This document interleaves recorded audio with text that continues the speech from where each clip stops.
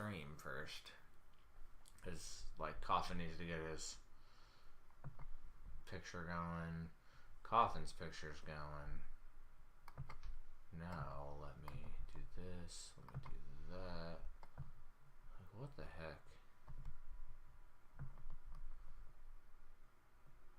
Oh, look.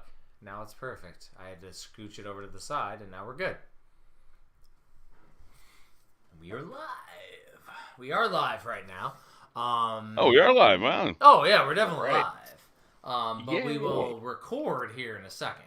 And we'll do Yeah, that. sure. Just a warning is I'm about a dozen drinks in. So, it's a fun. Fun, like, not a couple, like, a lot. So, it's going to be a fun one. Y'all ready to record? We can start recording. Let's do it. All right. Ready. What are we on, 104? Yeah, I think that's what it says. We don't have an episode breakdown, but I got it on my phone right here, so we should be good to go. All right, we are live with episode 104 of Video Game Bullshit. How y'all doing today? Oh my gosh, are you kidding me? I still am blurry? Mm-hmm. What is going on? Tristan is still blurry. You got a new camera, right? Yeah, brand new camera. I got the same camera as Coffin now. Mine was an integral upgrade, like a tiny upgrade. Like, I think one of the last digits changed on the camera that I have, the Logi, L-O-G-I.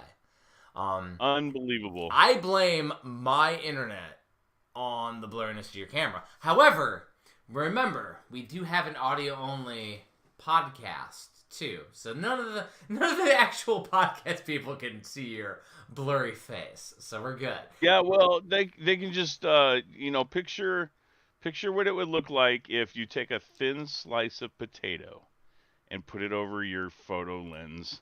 That's what I look like right now. You're looking good, Tristan. Real good. You're looking excellent there, guy. So we're on episode 104. We're gonna talk some crazy collector stuff. We're gonna finally talk bullshit homework, and how far we did or did not get in Metroid Prime. But let's start how we start the beginning of every episode and see how we're going. So first of all, I've been drinking a lot today, guys. So I am in the process of moving.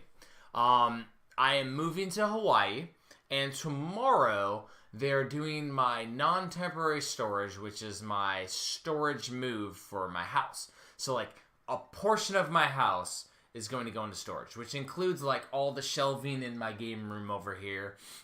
Everything else is going to go into storage. We've been doing that. However, my wife said we have a Bartesian, which makes us drinks, and we need to make that go away before next week when they do our household goods to Hawaii. So we invited some friends over, and I've had a lot of alcoholic drinks. Okay, so that explains it. I did message Tristan, and I was like, you may have to lead a little bit here tonight, but it is a fun time. Tomorrow morning, they're going to be here to pack up the storage portion, the stuff that's not coming with me to Hawaii. It's not a ton.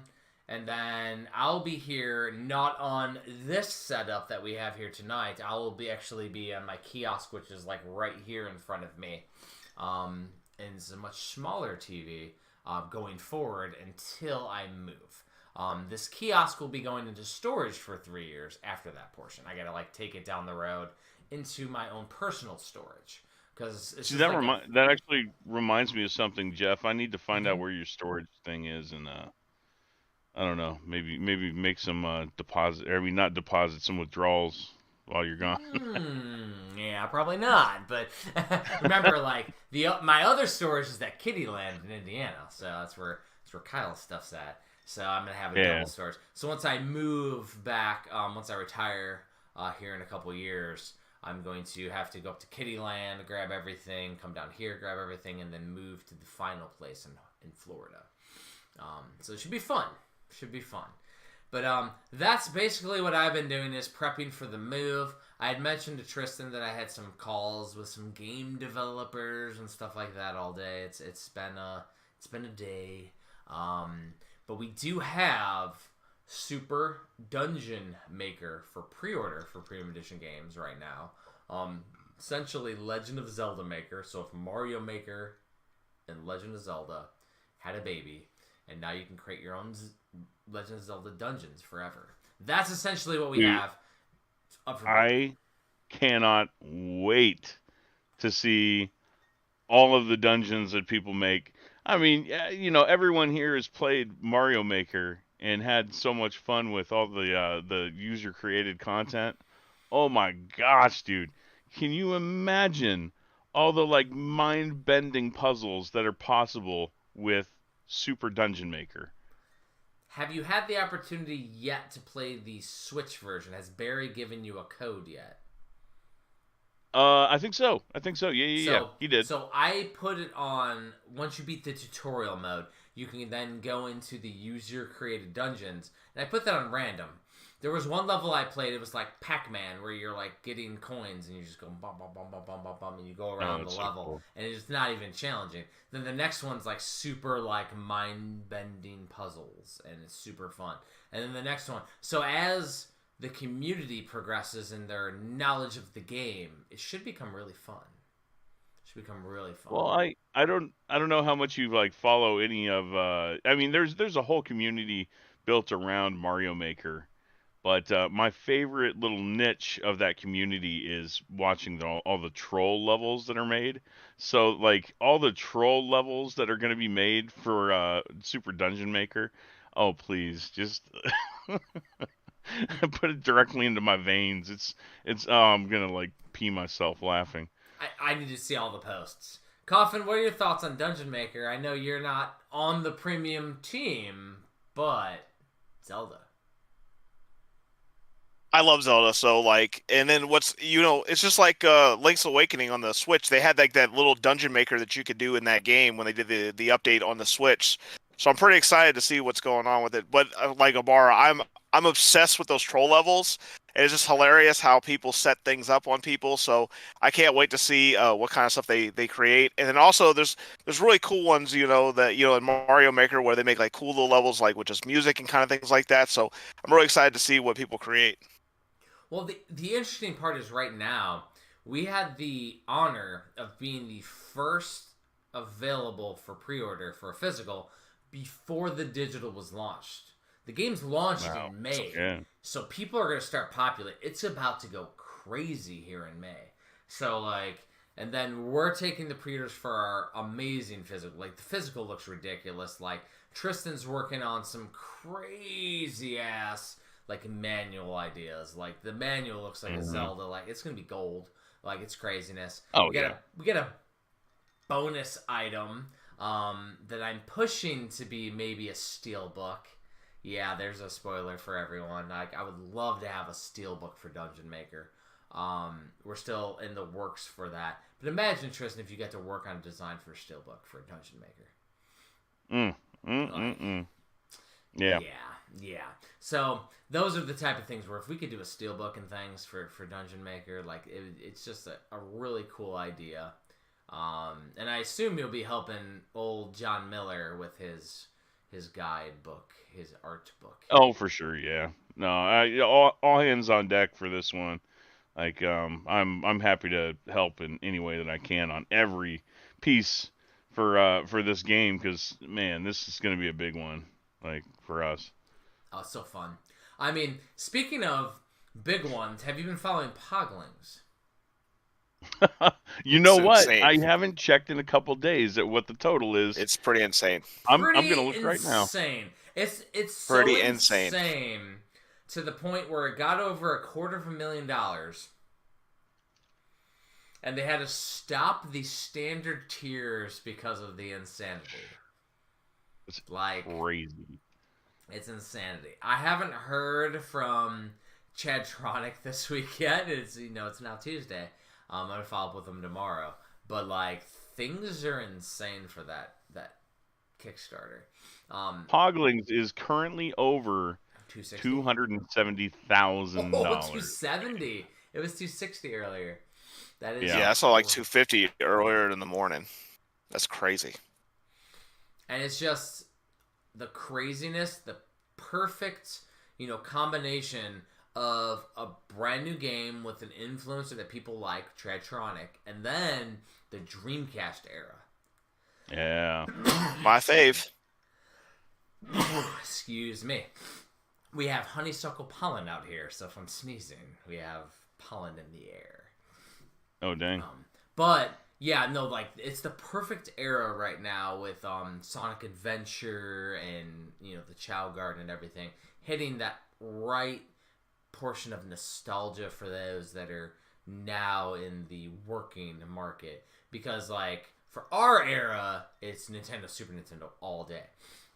Mm-hmm. For their era, it's like, oh, it's Dreamcast, and then GameCube, and the PS2, and they had the Sonic Heroes collection on GameCube and everything. And so now, what's up? I also think too, like with even like I know it's not with Pokemon, but like Pokemon's so hot right now, and those type of games are so really hot right now. So I think all combined together, they make this insanity that's going on right now with this Kickstarter. Mm-hmm. Oh, I think so.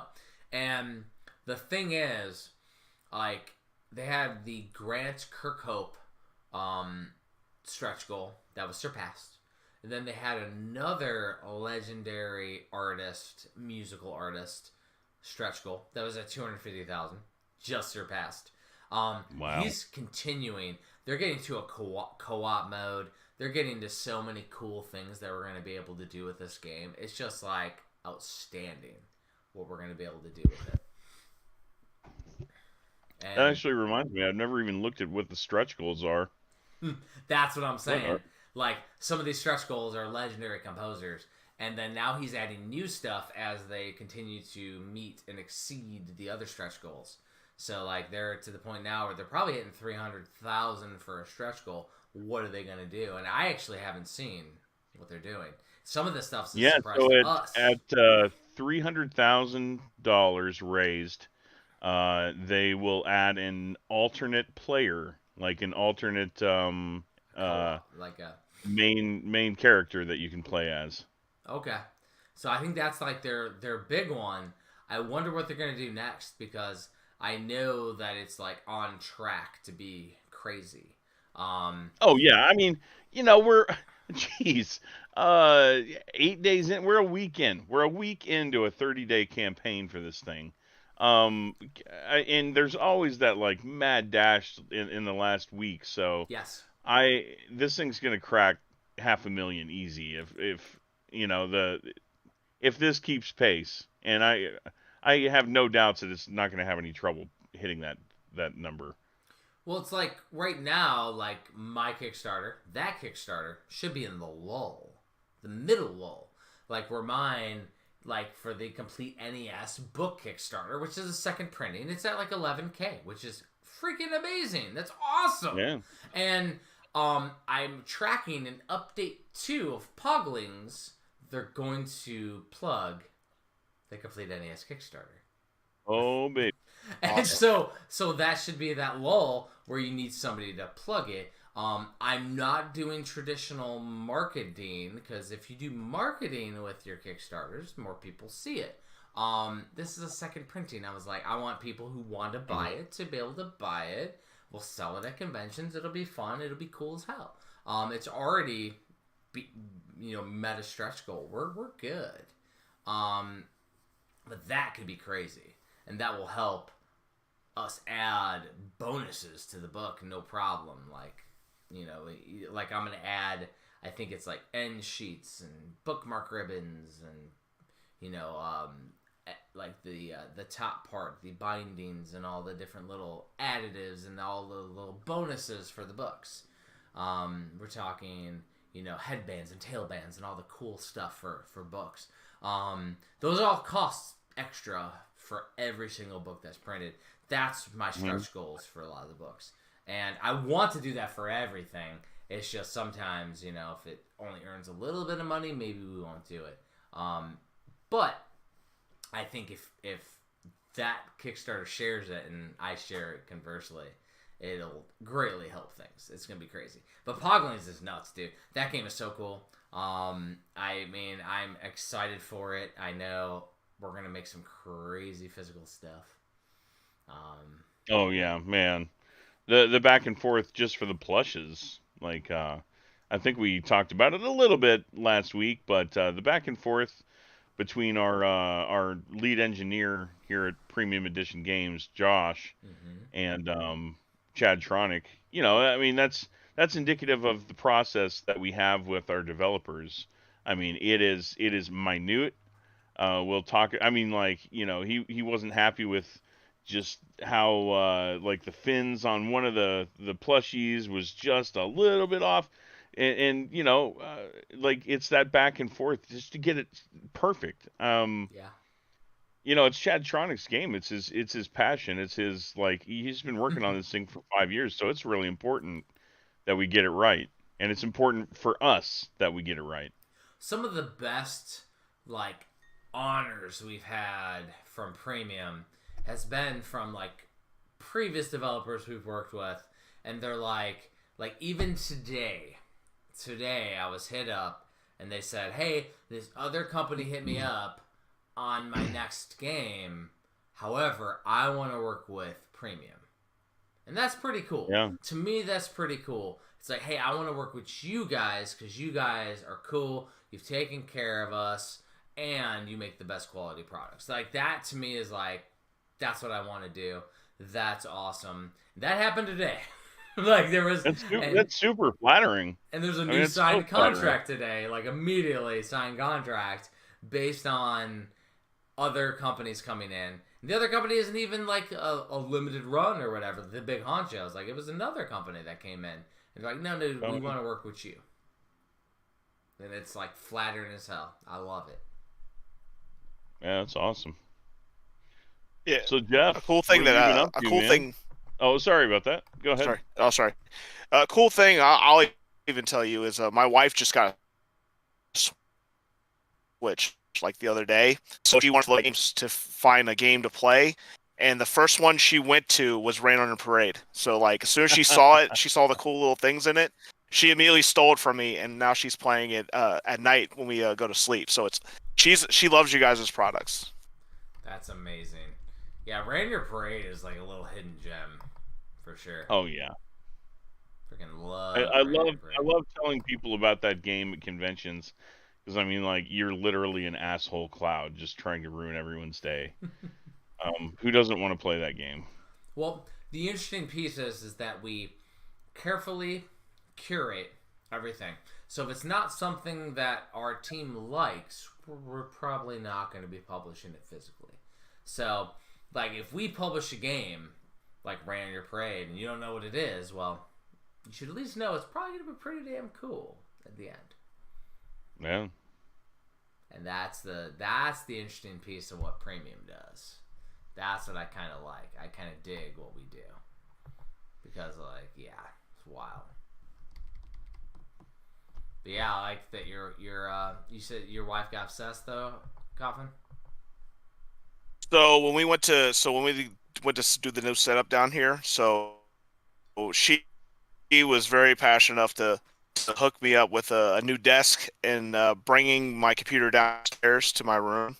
And while she was there, you know, she's been playing a few Switch games on mine. She started playing Toad Tracker and a couple other games, and then she basically on an impulse she bought herself one of the pink Switch minis, and then as soon as she came home she was just digging in my collection, and so she saw that one and she's like, what's this about? And so I showed it to her, and she like basically it's hers now. She's about to go to a conference, and then she's taking it with her, so she's pretty excited about it. It's awesome. Yeah, it's like very interesting to see. And the thing is like we have a little something for everyone with what we do. It's pretty cool. Tristan, what were you saying earlier? I think you were asking a question. No, I was just you alluded to a little bit about you know, why you've been drinking tonight, but we were curious about your moving process, how that's moving along for you. It's been a little bit chaotic, to say the least. We went on the military post yesterday to get the paperwork in alignment. Went over, it's called Sato Travel, in order to schedule our plane tickets. Yep. So it'll be at the end of May, even though like my household goods will be packed up. And the end of May is when our plane tickets are selected. However, we can't fly Hawaiian. We have to fly Alaskan Airline. Because that's all that was available. Apparently, Alaskan Airlines, awesome. And they may support my dogs because I get my dogs over there. They're already pre-screened and everything. But we did get the plane tickets yesterday, officially done. I have to go in a couple days to do my actual clearing. And the clearing paperwork, you know, because you have to clear an installation when you move.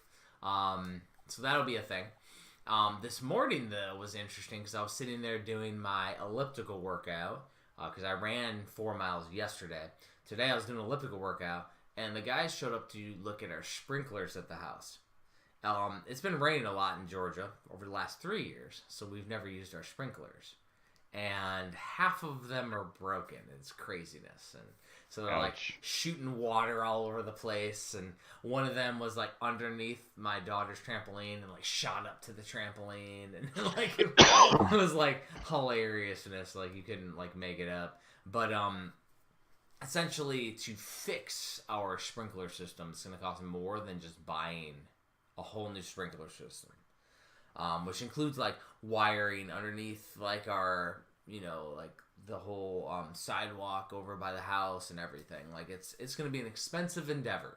So that will be an incentive for the sale of the house for people. If they pay full price, we will fix the sprinklers for them, stuff like that. So my wife has a whole plan for that. But that's kind of how today went. Tomorrow they come to pack up the first of the 2 major moves because this is a 3-move process. Like everything I don't want another company to touch, like my video game collectibles, are already in a storage unit. Then we have the military storage, and then we have the stuff we're taking to Hawaii. So the stuff that's going into military storage is tomorrow. So that's what I got going on. What do you guys got going on? Oh man, I had one thing. And I gotta thank Coffin for this. So, I've been kind of obsessed with, you know, like baseball started. Obviously, I'm a baseball fan. I'm wearing a freaking premium edition baseball jersey here. But I collect this baseball card set called Allen and Ginter, and it's got like really weird cards. I mean, it's not just baseball players. You might pull celebrities like Charlie Sheen or freaking Danny Glover, or you know, it's just weird stuff.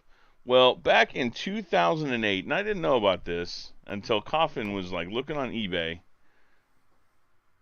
our friend Billy Mitchell had a baseball card. No. Billy Mitchell. The Not only that, the billiest of Mitchells. Not only that, you can pull his signature. Even better than pulling his signature, though, is pulling a piece of Billy Mitchell's tie. What the hell? A piece of his tie What is that embedded in from? the card. 2008. What set is that from? Allen and Ginter. It's a Topps set called Allen and Ginter. The hell? So I have a piece of So I was making a Billy joke. Mitchell's tie. Yeah, you were making a joke Yep. because that shit's crazy. So what happened was I was making a joke with him about Billy Mitchell's tie. We've been joking about this for years about how we're going to get Billy Mitchell's tie for him, get him a signature so he can have it. Well, yeah. And I just I'd be literally honored to typed have, in Billy Mitchell. Unironically. And so I was just joking on eBay. I wrote Billy Mitchell's tie in the thing, and he's been showing me these cards for like the past couple weeks, and I was like, "Oh my god!" I was like, "You're about to buy something right now," and he was like, "What?" And I pulled and showed it to him, and it was like, "It's Billy Mitchell's tie," and they're like, they also had the signature too, and someone actually like PSA'd it, like put it in the hard plastic and everything like that, like hilarious stuff. And then we saw the tie, and I was like, "You have to buy that." Yeah, there's no reason not to buy that at that point. I had that. That's crazy. Does it come with a lock of his hair? That's the question. That You know, would be you sweet. joke about that, but that's actually some of the things that you can pull. Like, dude, there's on eBay right now. You can get a piece of Eisenhower's hair. No joke. Like, it's some That's crazy insane. stuff. Like, it's a crazy set. Well, the thing is 2008's before whatever transpired with his, whole Twin Galaxies controversies. Yeah, yeah, uh-huh. Yeah. It was around the time of King of Kong, and that's why I'm pretty sure he had a card. Because actually, 2009, Steve Wiebe has a card as well. That's so funny. Speaking of cards, are you tracking that Frank Wood of Premium Edition Games, who does our marketing, is getting a Walter Day card? I did, dude. What an Really? honor. That's freaking awesome. That is the Super stoked first for him. official card that mentions Premium Edition Games on it. Ah, very cool. Because I've gotten cards since 2014. I think I've gotten 3 cards from Walter Day. And Dang. obviously, none of them have premium because we didn't exist. So, like, I got an OG card from, 9 years ago or whatever. But, like, it's super cool that Frank is the first one to get a premium card. Now, we got to get some video game bullshit cards going. Yes. Speaking of that, I sent a message in because we have a little chat group that goes on. I did mention, I contacted Sarumaru, DJ Medina. He is in Japan right now traveling. He did a live stream where they were doing Gashapon in Japan. However, when he gets back, he's going to talk about getting the caricatures for Video Game Bullshit for the 3 of us.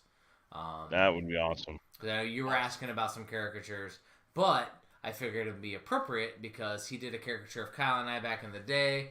Now it would be appropriate to do Video Game Bullshit for the new.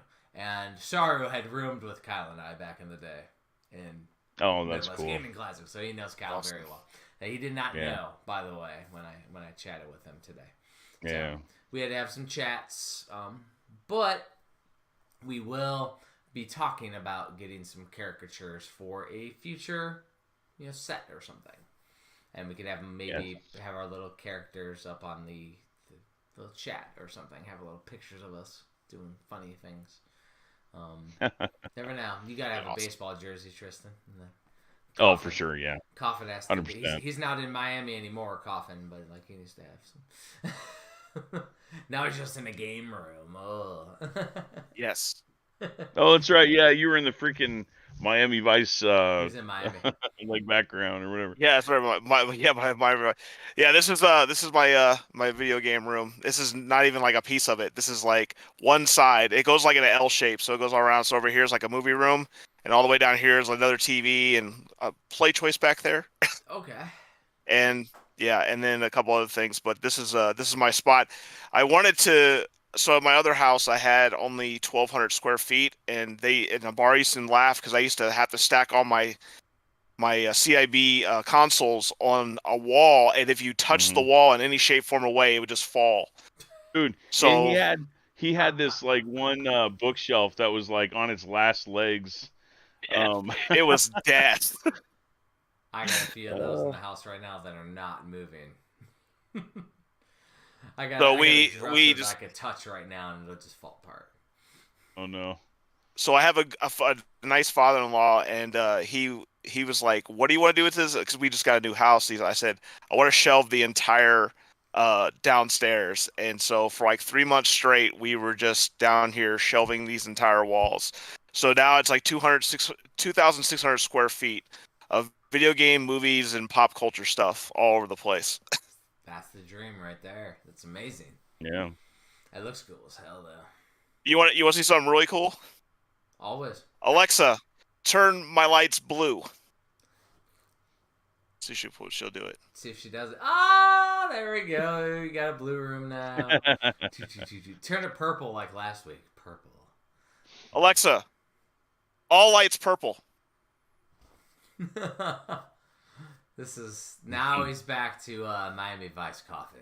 There you go. Yeah. So like, yeah, everything down here is voice activated, so you can like literally turn on a TV through your voice. Like I have a light gun station back there I made, and it will turn on the old CRT TVs too.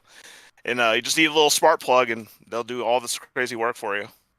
That is insane. Freaking craziness. Gotta love it though. It's awesome. Yeah, like I'm in a transient house because I'm moving, but once I get to the final place, I think we're gonna have a pretty dope setup. I mean, it's gonna be up to my wife to set up however she would like, but it'll be up to her. Yeah. Anything Abara's floated with that. What you got going on, Tristan? You know, the narcolepsy saga continues. The narcolepsy saga. Yeah, I only dozed off about 2 dozen times today at work. You know, 2 dozen. only. But nothing crazy. Yeah, I'm just enjoying you know, working on premium edition stuff right now. I'm working on an article for Old School Gamer.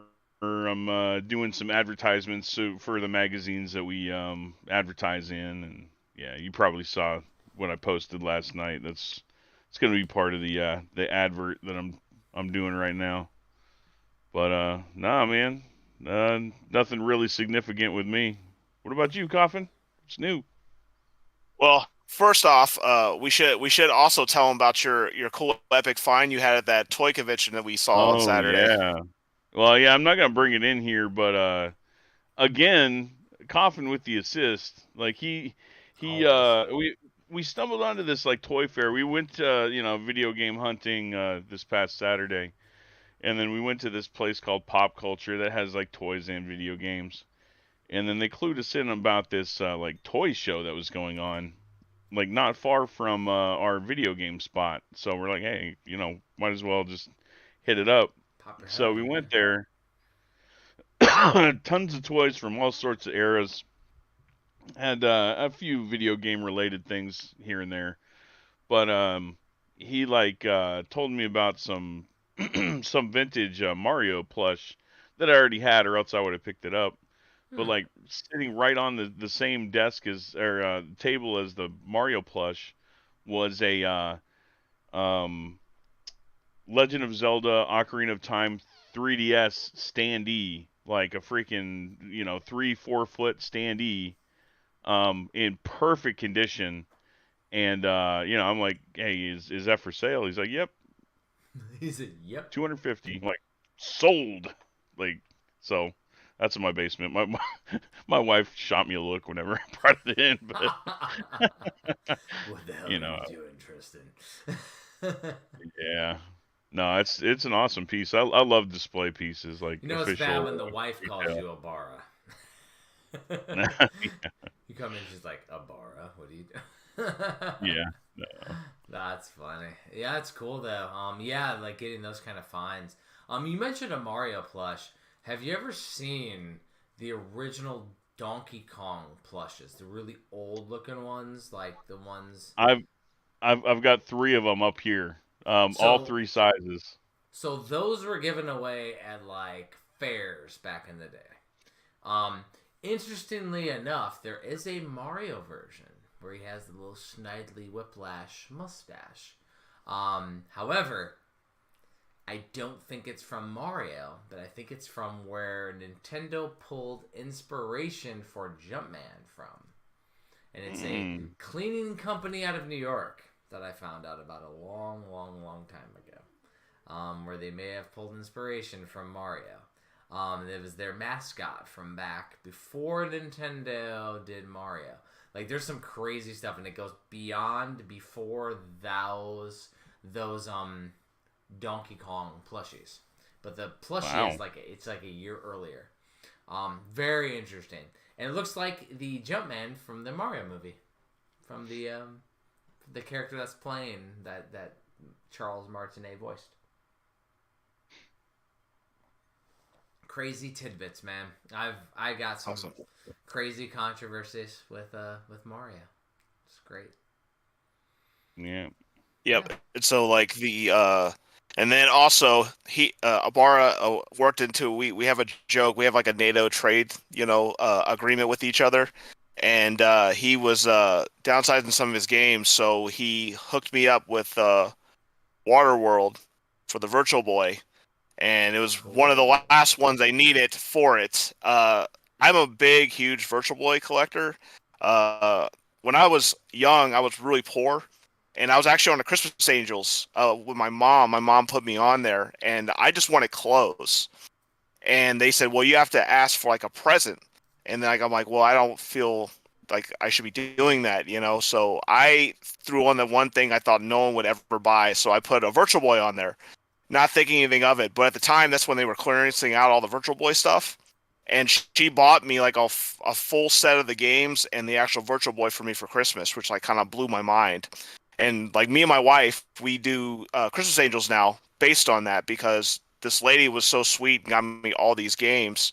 And then so I pass it back on with me and my kids now. We actually adopt a family and do things for them for Christmas.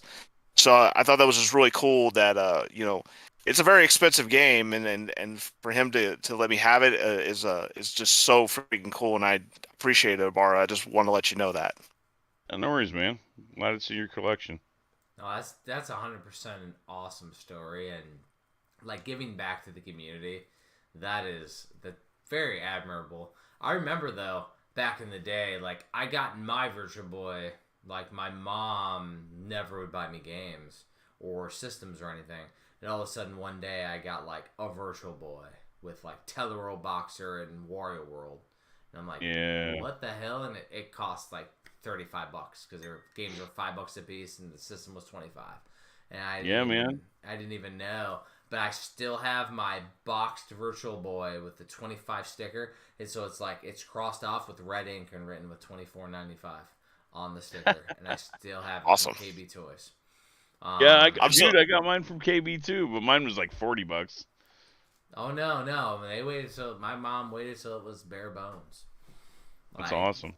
yeah, I still have mine. Never got a Waterworld, but I never also went for a full collection because not my Yeah, style. Totally Have you seen the remember prices right those. now? The prices are insane right now. Yeah, and Insane. I remember those games being on clearance for $12 a piece. Every game, $12. Yep. Crazy. Exactly, and so like I've since like written the book on the Virtual Boy and did all the things and even covered the aftermarket, which hyper fighting is the game you want.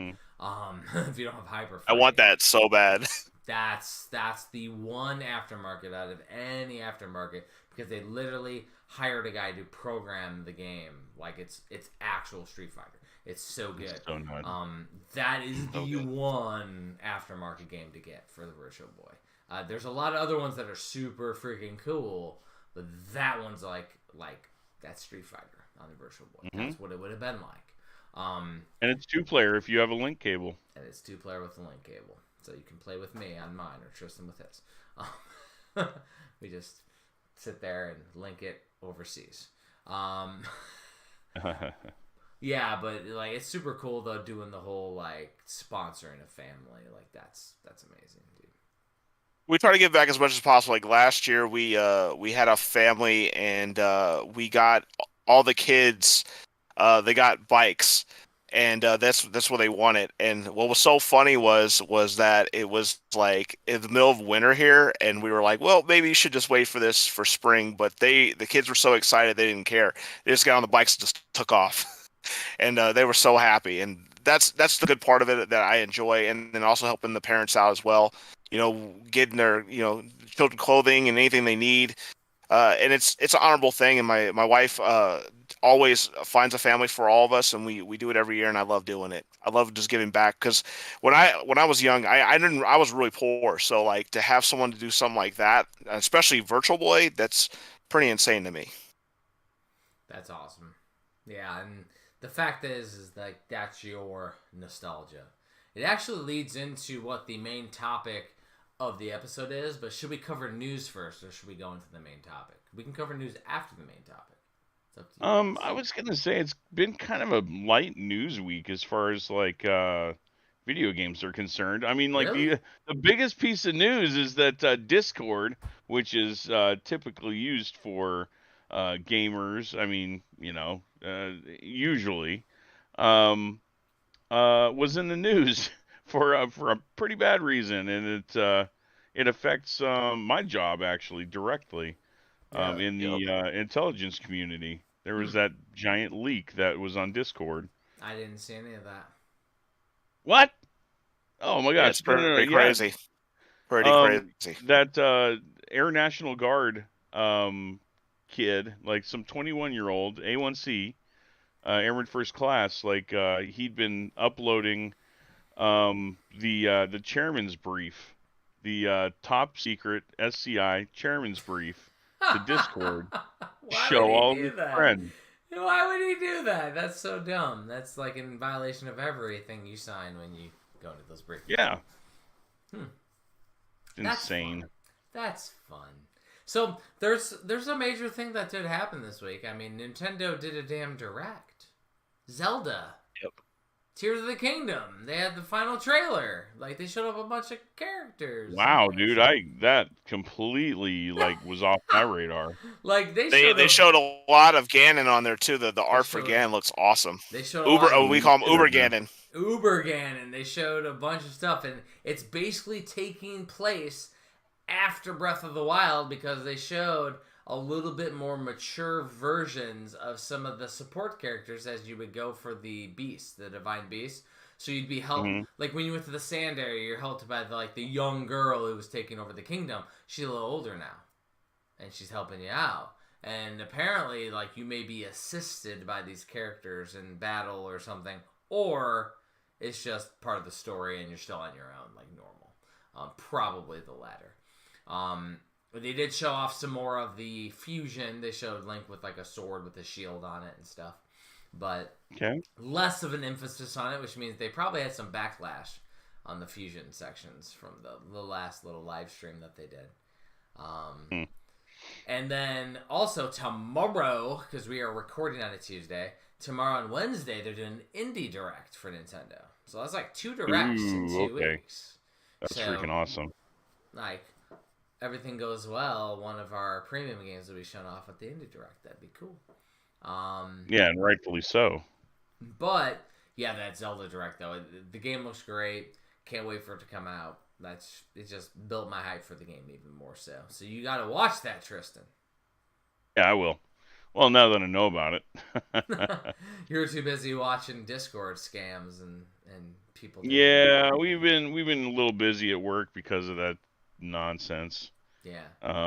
There are Also, some changes coming Discord, down for us and our access to that sort of information, which is a little sad, but I understand why.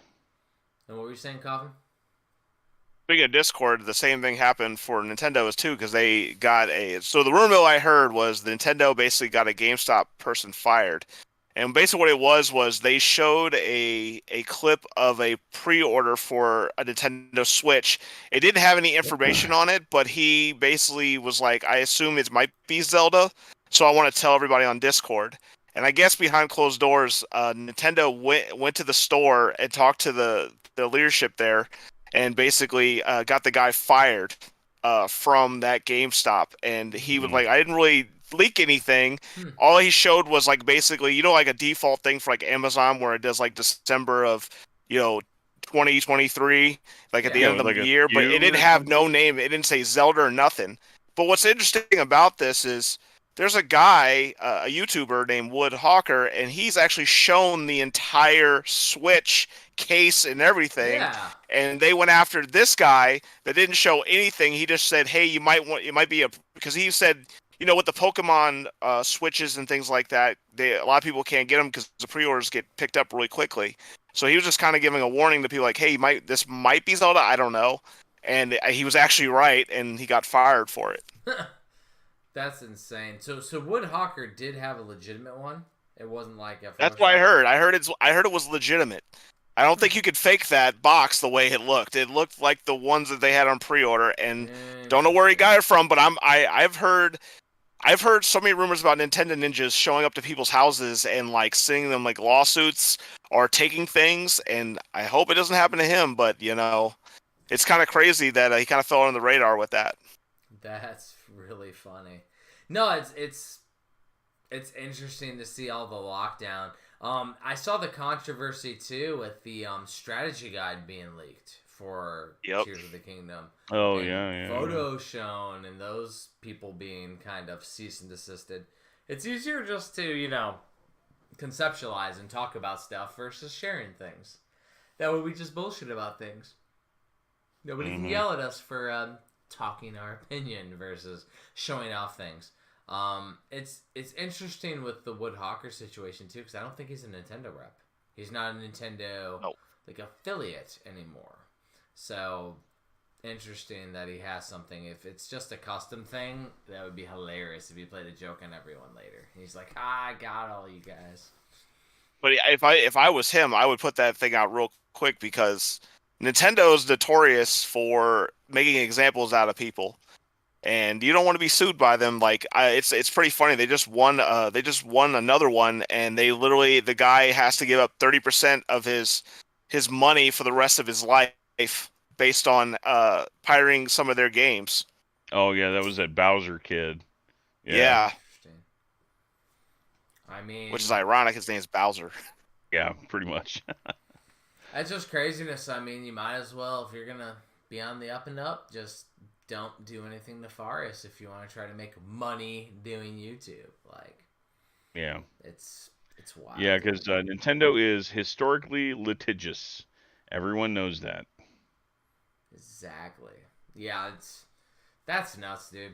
Yeah, I mean, outside of that though, I don't think there's anything else in the news right now. I'm trying to think. Yeah, If I like I remember said, anything I mean, else. it was kind of usually the news finds me, but this time I didn't like go on, the normal sites like Kotaku or whatever, No. like I usually do. So It's more interesting to follow it along. I mean, so we can transition to the main topic of the episode. It's kind of what we have up on the channel here, the streaming. What is more important for video game history, right?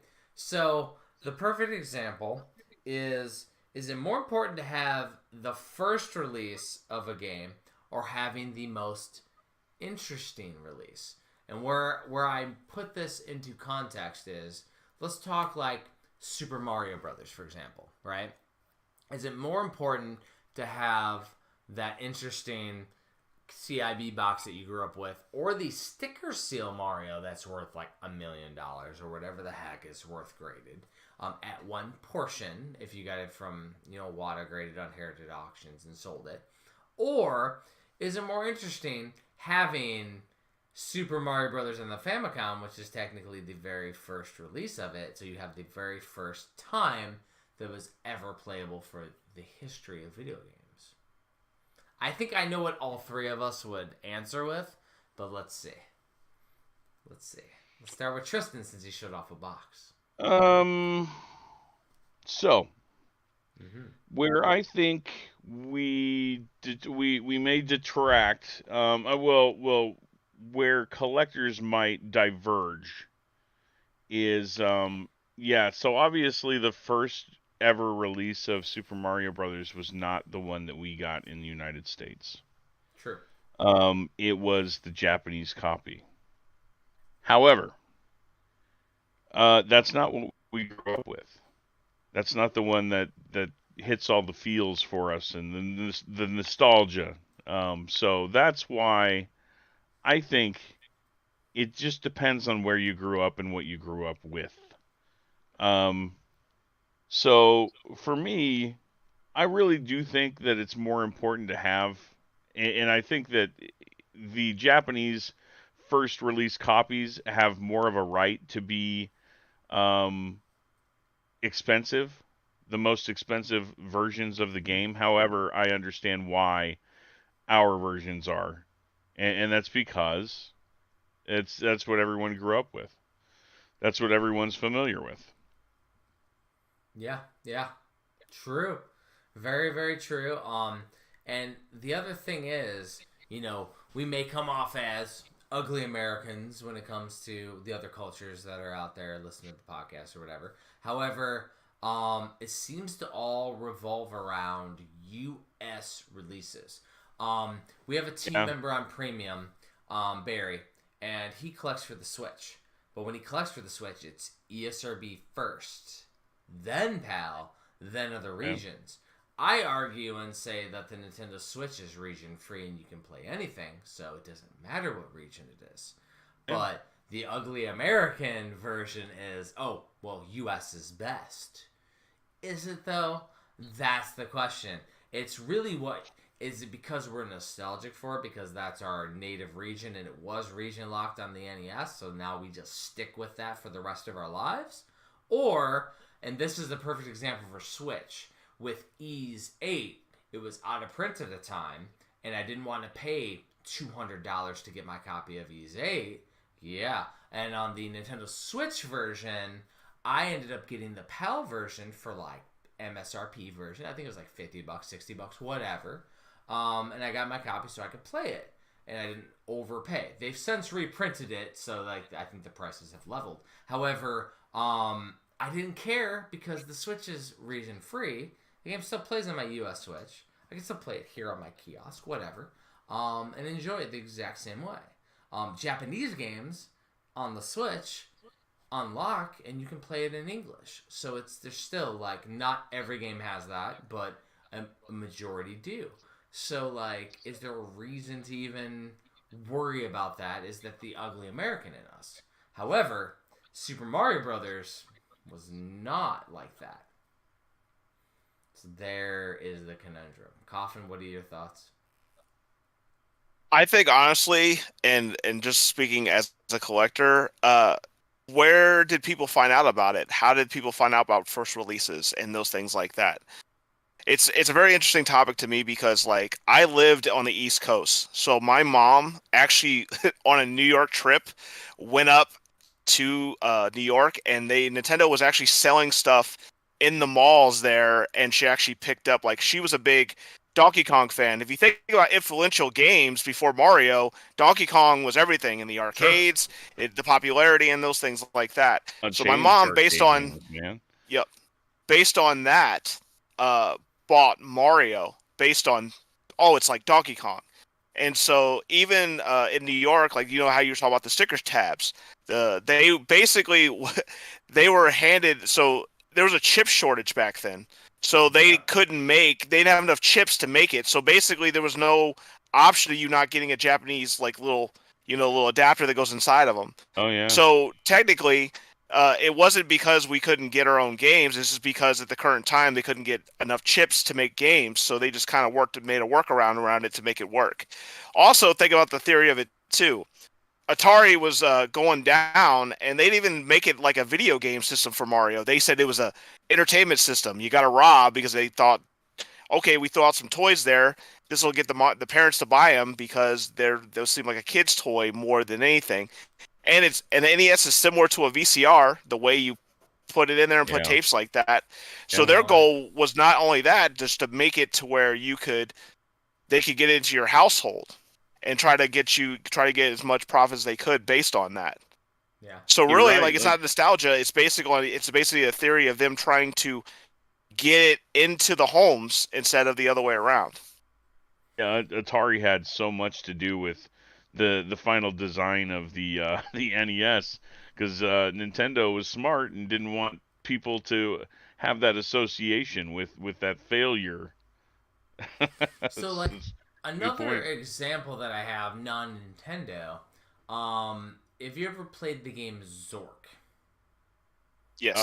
I know of it. I've never played it. So it's a text-based role-playing game, adventure game. I originally played it on the Commodore 64.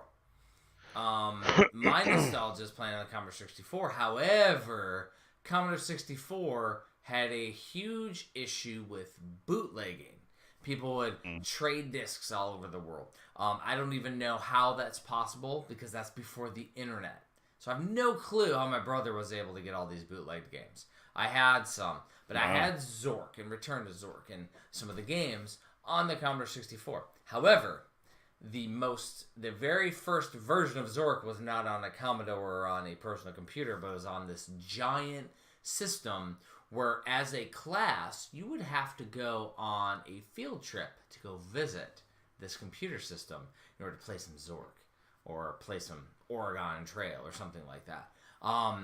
So the question is the most accessible version as well, does that have something to play into it where, like, okay, I played the Oregon Trail when I was in class on an Apple IIA computer, the green screen, and that's how I played it. My oxen died, and my axle broke, and all that crap. Is that the most nostalgic version? Or does that plug-and-play version that I got recently, where I can still play it, does that meet the intent too? And is that cool enough versus having to get an Apple IIA computer with the original screen, the original resolution, and having to get the damn disc that may or may not be demagnetized and actually work? Like, or is that plug and play good enough? Because I can play that plug and play and enjoy the Oregon Trail. Yeah, I think it's both ways though, because the fact is that, like, look at us right now, like Bar, we bought an analog, right? And we're like, well, we want the best quality, Game Boy there is. But then we still play our old Game Boy Advance stuff too. So, like, you still have that nostalgia while at the same time you try to improve what you can play to make it better. Well, the question is though, is after you get that perfect FPGA, fully programmable array, Game Boy and Game Boy Advance and Game Boy Color and everything, do you go back and play your original Game Boy, or do you just transition to the better edition? Better. I'm using quotation fingers. Like, that's the question, because now you have the perfect machine. You have a portable machine. There's a dock for it. You can play it in HDMI on your television. You have the analog pocket. It plays cartridges. You don't even have to bootleg it. You can bootleg it and play ROMs, but you don't have to. You can play your original cartridges. Is there a reason to play your original Game Boy Advance anymore? So, personally, yeah, I have such a hard time going back to old technologies. I mean, don't get me wrong, like, dude, my memories of playing, Link's Awakening in the back of my parents' van, Same. trying to get the light just right, like, hitting street lights. Yes, exactly. That's like Coffin and I are doing the lean. We're like, I gotta see it. But as soon as I found out that the Japanese got the Game Boy Light with the Indiglow backlight, and I bought one of those, like, on eBay, like, it was over, man. I wasn't going back to the old Game Boy with a front light, like attachments and the freaking Frankenstein thing that you had to, like, put together, all those accessories. Oh, I had the front little screen that came over it, so you could. Yeah. The magnifier and everything. Yep. But no, as technology has advanced and graphics have gone up and screens have become clearer and refresh rates are better, and no, I can't go back. I can't go back. And that's, I was actually just talking to Coffin about this. Like, I want to go back and play Project Cross Zone. Yeah, on the 3DS. I love those games. They're so good. But now that I've been playing the Switch and, like, all these superior screens, going back to the 3DS, it's just like, ugh. Dude, so there is one exception for me when it comes to retro. I have an FPGA, like, for my NES. I have, one of those what is the AVSs from AVS? Yep. I have one. Yeah. I never played the damn thing because great. I have a Sharp NES TV. Yeah. Okay. I play my Sharp NES television. It's perfect. It's 1-to-1. It's exactly like I remembered as a kid. It's a decent sized screen, but it plays it perfectly. That's when you see that a lot of new aftermarket programmers are programming with an AVS or emulator in mind. because there'll be certain stuff that's cut off on an actual NES that I can't play the same games. But I do play that religiously. That's going to be the hardest thing that's in storage while I'm in Hawaii that I'm going to miss is my Sharp NES TV, because I play that. I would play that daily. It's sitting right here to my right, right next to my chair. I would sit there and just be able to turn and play Nintendo. That's the major only exception. Everything else I play with like modern amenities. Even my Sega Nomad and Turbo Express are modded with an LED screen, so I can play them with a better screen. And I use the EverDrives and things. My NES, I never used the EverDrive. I never had an NES EverDrive. I had a Famicom EverDrive for the AVS, but I never used it. I always used actual cartridges. So that, like, NES has been my major exception to the mold.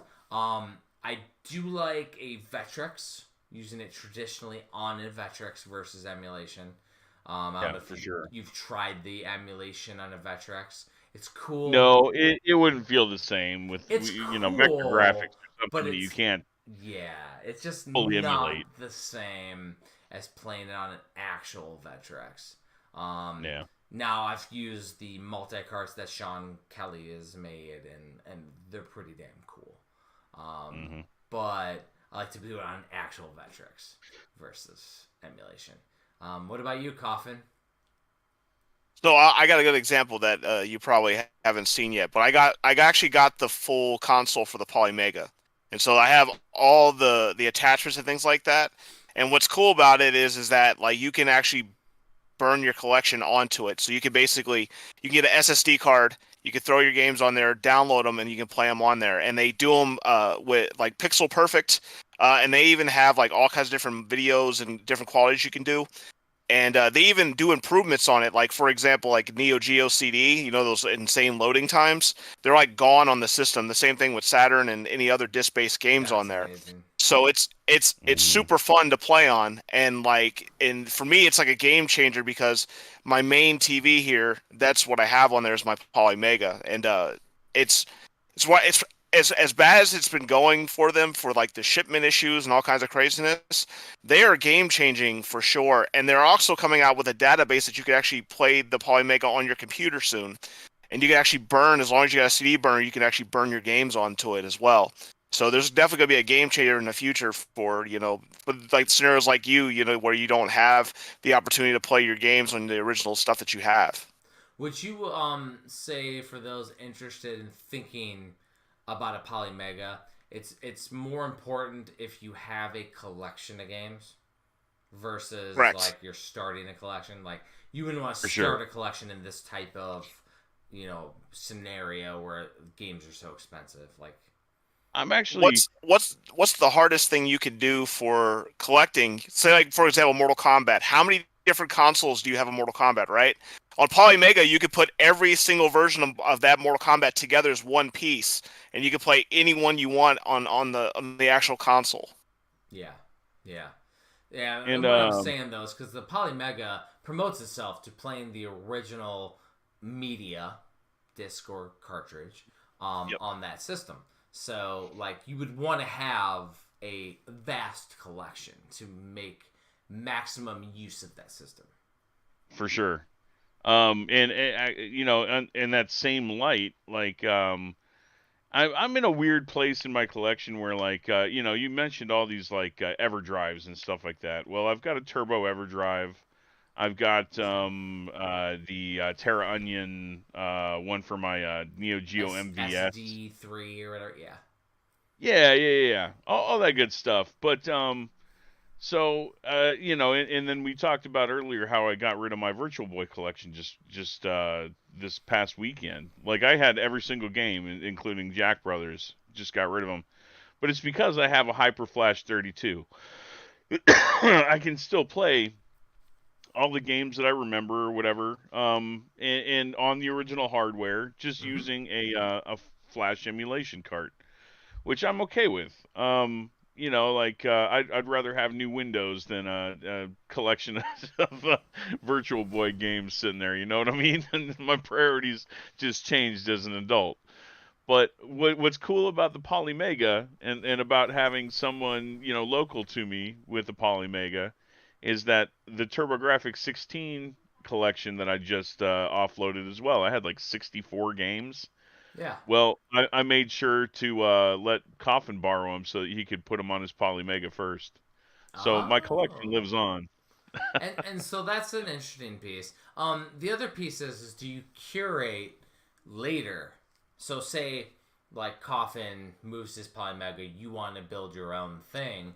Do you like take your original nostalgic games and put that on the next major emulation machine that you want to play all your stuff on? Because that's kind of how I find myself doing now. Is that I'm not going to take a Turbo EverDrive and put every Turbo game on there. I'm going to put my favorites. Maybe I'll have like folders that have everything in it just in case. Yeah. But like I'm going to have a curated folder that has like all the stuff I own in it.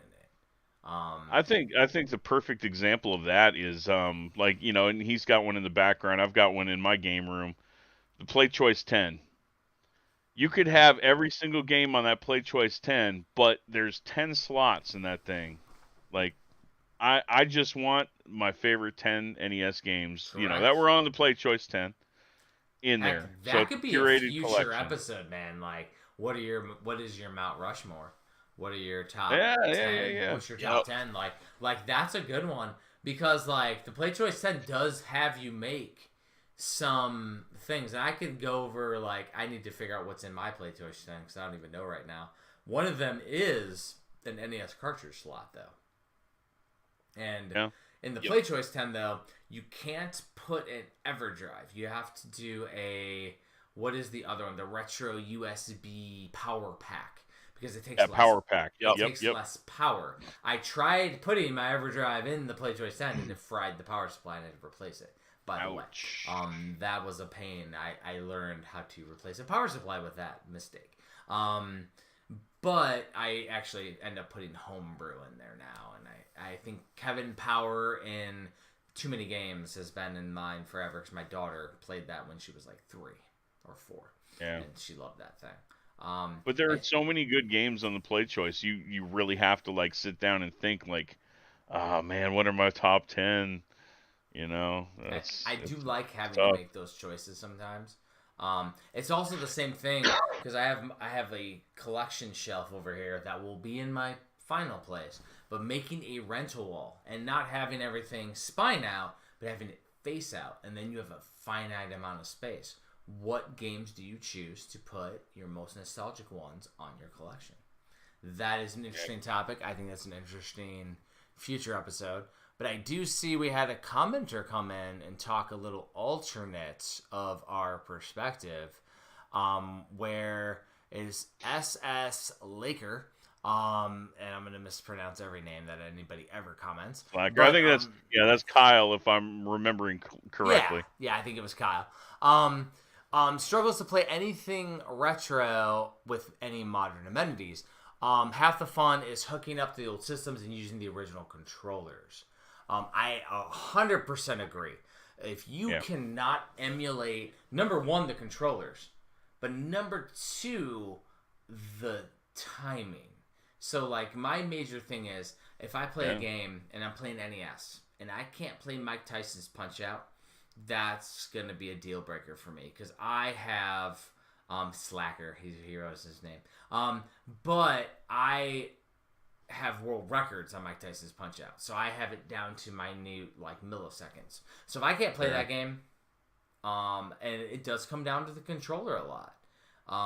The D-pad is not the same on any emulated console. I feel like its 8BitDo has probably the best D-pads that have come out in years. So those ones are by far my favorite ones. They're as close to Nintendo as possible. They're good enough for sure for me. However, I do have another thing that's happened to me as I've gotten older. Playing platformers on modern games, I don't use a D-pad anymore, man.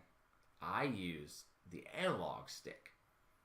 It's really weird. I always thought I'd be a D-pad person, but so when I played Dead Cells, when we played it for bullshit homework, 99.9% of the time, I was using a damn analog stick. So, D-pad has not been as big of a deal for me recently in the last 2-3 years. If I was just thinking, you're that good at Punch Out, dude. Have you ever tried Punch Out with the Goofy Foot controller? Yeah. Oh, I think at a convention, we were doing some kind of records with Goofy Foot, and I was able to set a record at Game On Expo like 5 years ago with Steve DeLuca, with the Goofy Foot. Oh yeah, like I've definitely played the Goofy Foot with it. But I don't ever record records or anything. I just had fun playing a lot of stuff. It was also like where I would see my old Nintendo 64 Wave Race and Mario Kart 64 records, and they would like beat the world record or faster than the world record, and they were just my saves from what I used to play. Because I used to just play like and have fun, and we played forever on one game over and over and over again. It was actually a classic Kyle quote from Video Game Bullshit, where he said, and it's another thing for it's a Bruce Lee quote, but it's like if you do anything like over 10,000 times, you're going to become the master of it. And yeah. I would do that with video games. Like I would play it tens of thousands of times, and I would completely like edge out every single time, every single everything. So that's how like I matched the Glass Joe record, because Glass Joe can only go so fast, and I've matched that record. Yeah. Gabby J, I was able to match the world record, and I did that one live with Twin Galaxies back in the day. But like I do that shit for fun, man. And the thing is like the D-pads to me is kind of where it was always the delimiter, because they can never match it with a third party. But 8BitDo does great. I like 8BitDo. I do see that Slacker does say he draws the limit with the non-backlit handhelds. Agreed. The other piece for you guys, though, question for you guys. I've seen we've seen so many years, so mine times with emulation, they want pixel perfect emulation. But in the last 1 to 2 years, you've seen a resurgence of scanline purists, where they want the scan lines to look like televisions. What are your thoughts on all of that? Because I have my own thoughts, but what are your thoughts on that? I think if you want to be a scanline purist, you need to go and get yourself a PVM or a BVM. That's just me. I don't think it feels very natural on an LCD. I get it. It's to try and emulate that nostalgia, but I mean, dude, you're playing a game on an LCD screen, or an OLED or whatever. At that point, if scanlines mean that much to you, then go out and get a PVM or a BVM and get some really nice scan lines. And it doesn't have to be a PVM or a BVM. I mean, dude, they have some affordable CRTs that look pretty good too. So yeah, that's just me, dude. If you want to play like it's a CRT, get a CRT. It's not out of the realm of possibilities. It's not out of reach.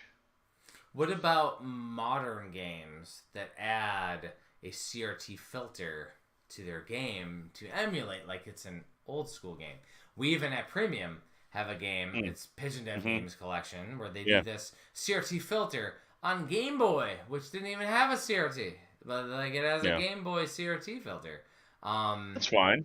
That's just the developer's choice. I mean, that's their artistic choice. Well, part of my issue with modern games doing a CRT filter is back in the day, the developers, especially like later on, when I'm saying later on, I mean like 16-bit era. So like, your Super Nintendo, Sega Genesis era. And then later with the Nintendo 64 era and PlayStation, they would utilize scan lines as a blending mechanic for their graphics. So essentially, if you take it and do pixel perfect mode, it's going to show all these little edges and these little jaggies on the graphics, but when you put in a CRT, it's like blended to the point where it looks a little more 3D. That was by design of the developers to give the graphics a little more pop. Now, modern games, they don't need to do that because they don't have those restrictions when it comes to, because they knew their game back in the day was going to be on that CRT. There was no option for high definition. So now that there's an option for high definition, they can just draw their graphics appropriately. So using this filter is like you're trying to chase a nostalgia that wasn't required, so it comes off a little different. What are your thoughts, Coffin? You haven't chimed in a little bit.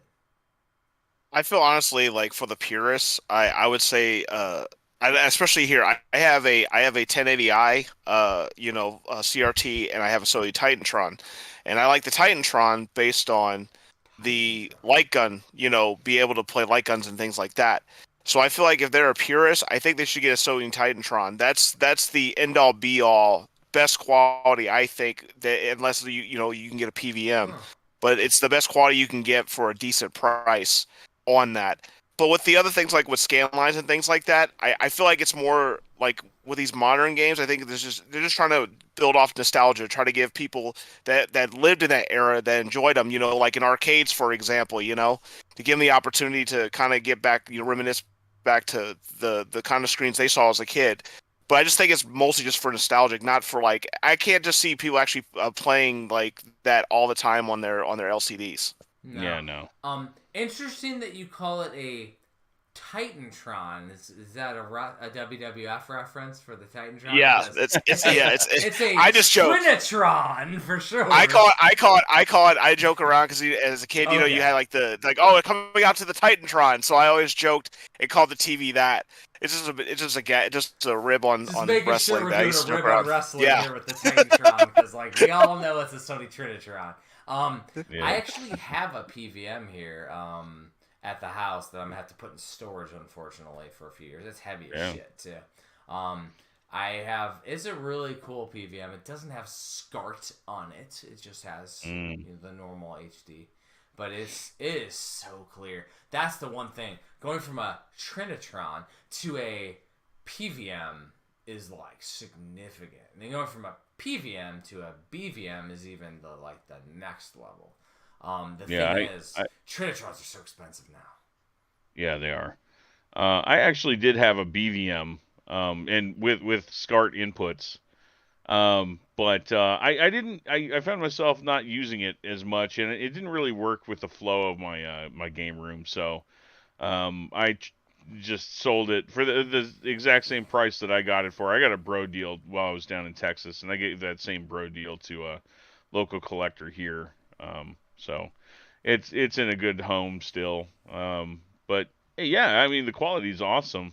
And as far as like playing nostalgic stuff, especially in SCART with true RGB, it looks great.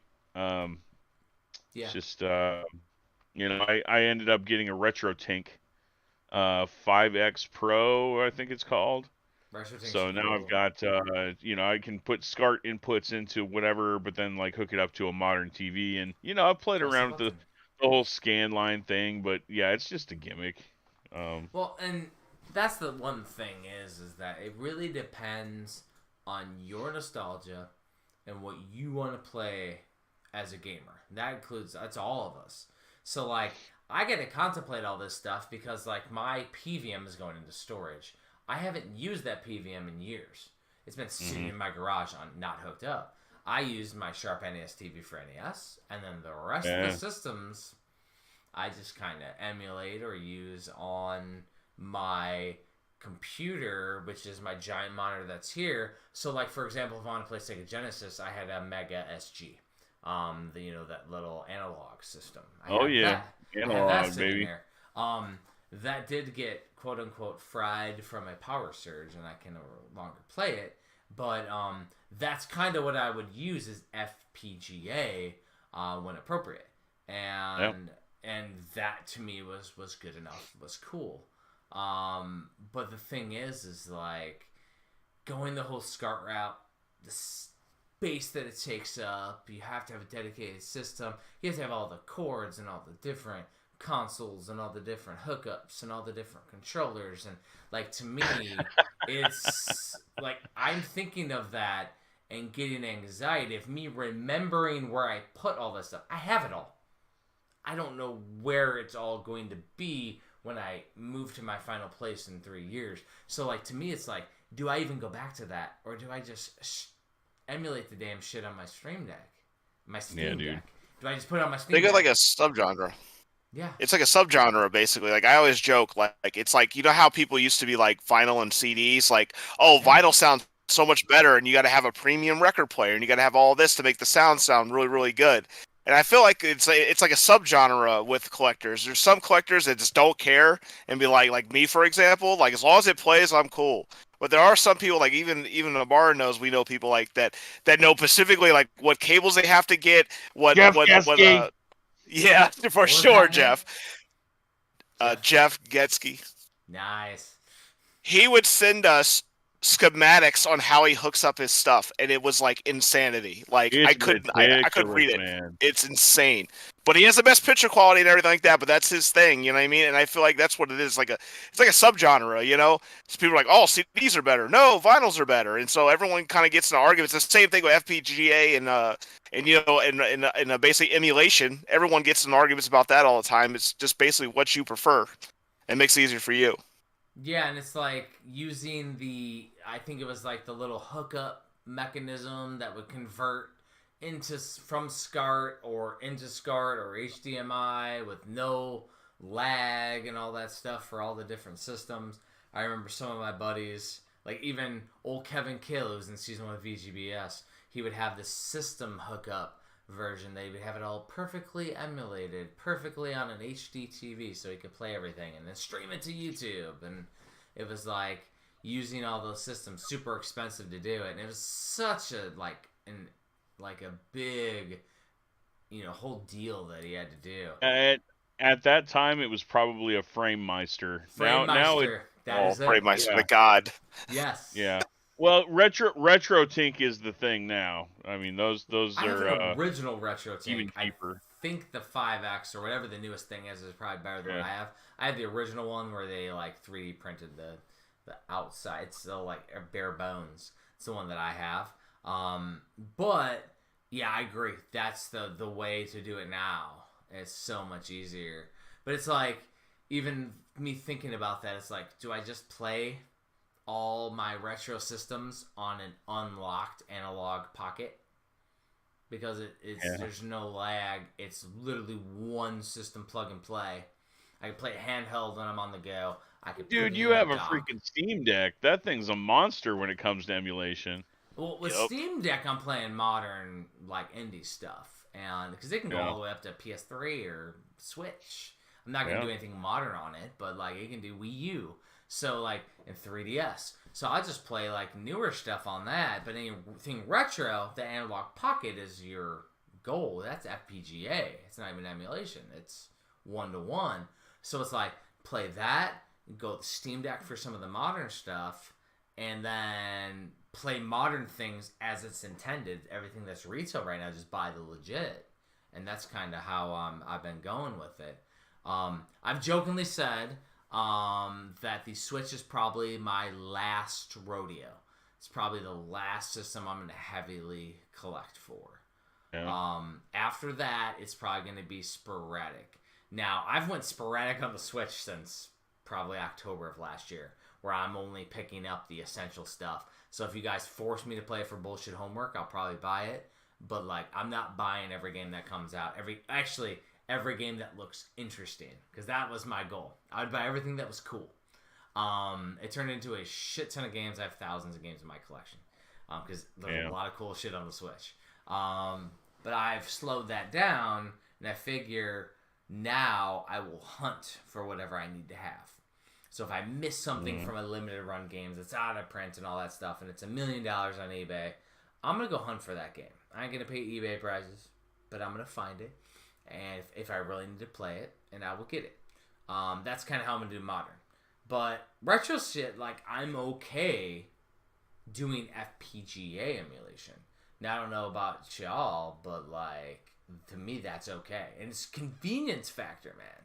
It's not having to have space for a million games, but have space for my nostalgic Mount Rushmore of games, because I'm gonna have my Yeah, CIB NES games on the wall when I'm retired in Florida. I'm gonna have Kyle's games up too. His nostalgia games, I have those too. I'm gonna have those up, and they're gonna be rental face forward because those are the games that I played. However, I don't have to have every game because I don't have to play every game that way. They're just display. That's weird, right? Yeah. It's a different boat, man. What are your thoughts, Coffin? I see your brain going. I'm just I don't know. I'm very I don't know. I'm very old school with it. You know, Yeah. like I it's really hard for me. I was very poor, like I said. I just if I could have something that just worked, I literally sat on a little TV that had 13 channels on it and played NES on it. Yeah. And the same thing like with Same. Atari and all those type of things like that. It's like it's so interesting to me that everyone's like, I gotta have the perfect screen and I gotta have a perfect this one. Really, in reality, we didn't actually have that. We just had whatever TV we had that our parents had and just kind of worked it from there. Yeah, dude, I remember playing Gunsmoke on a black and white, like, freaking 10-inch television in my room. You played Gunsmoke on the black and white. Yeah. Like, I think by that time I had a dial color TV at least. Like, but yeah, no, I rented games as a kid too, and same deal. That's where like I'm okay now to transition to the modern setup that I'm currently doing. Now, I'm going to be doing that modern way that I've been talking about while I'm in Hawaii. Would I change? Maybe I change back. Maybe I turn into a damn hipster and put my nose up again when I get back to Florida. Maybe I do. My main thing is that if I am playing a brand new aftermarket NES game and I play it in the original NES and you can't play it because that's not how they programmed it, it's like, well, what way do I really need to play it to get maximum enjoyment?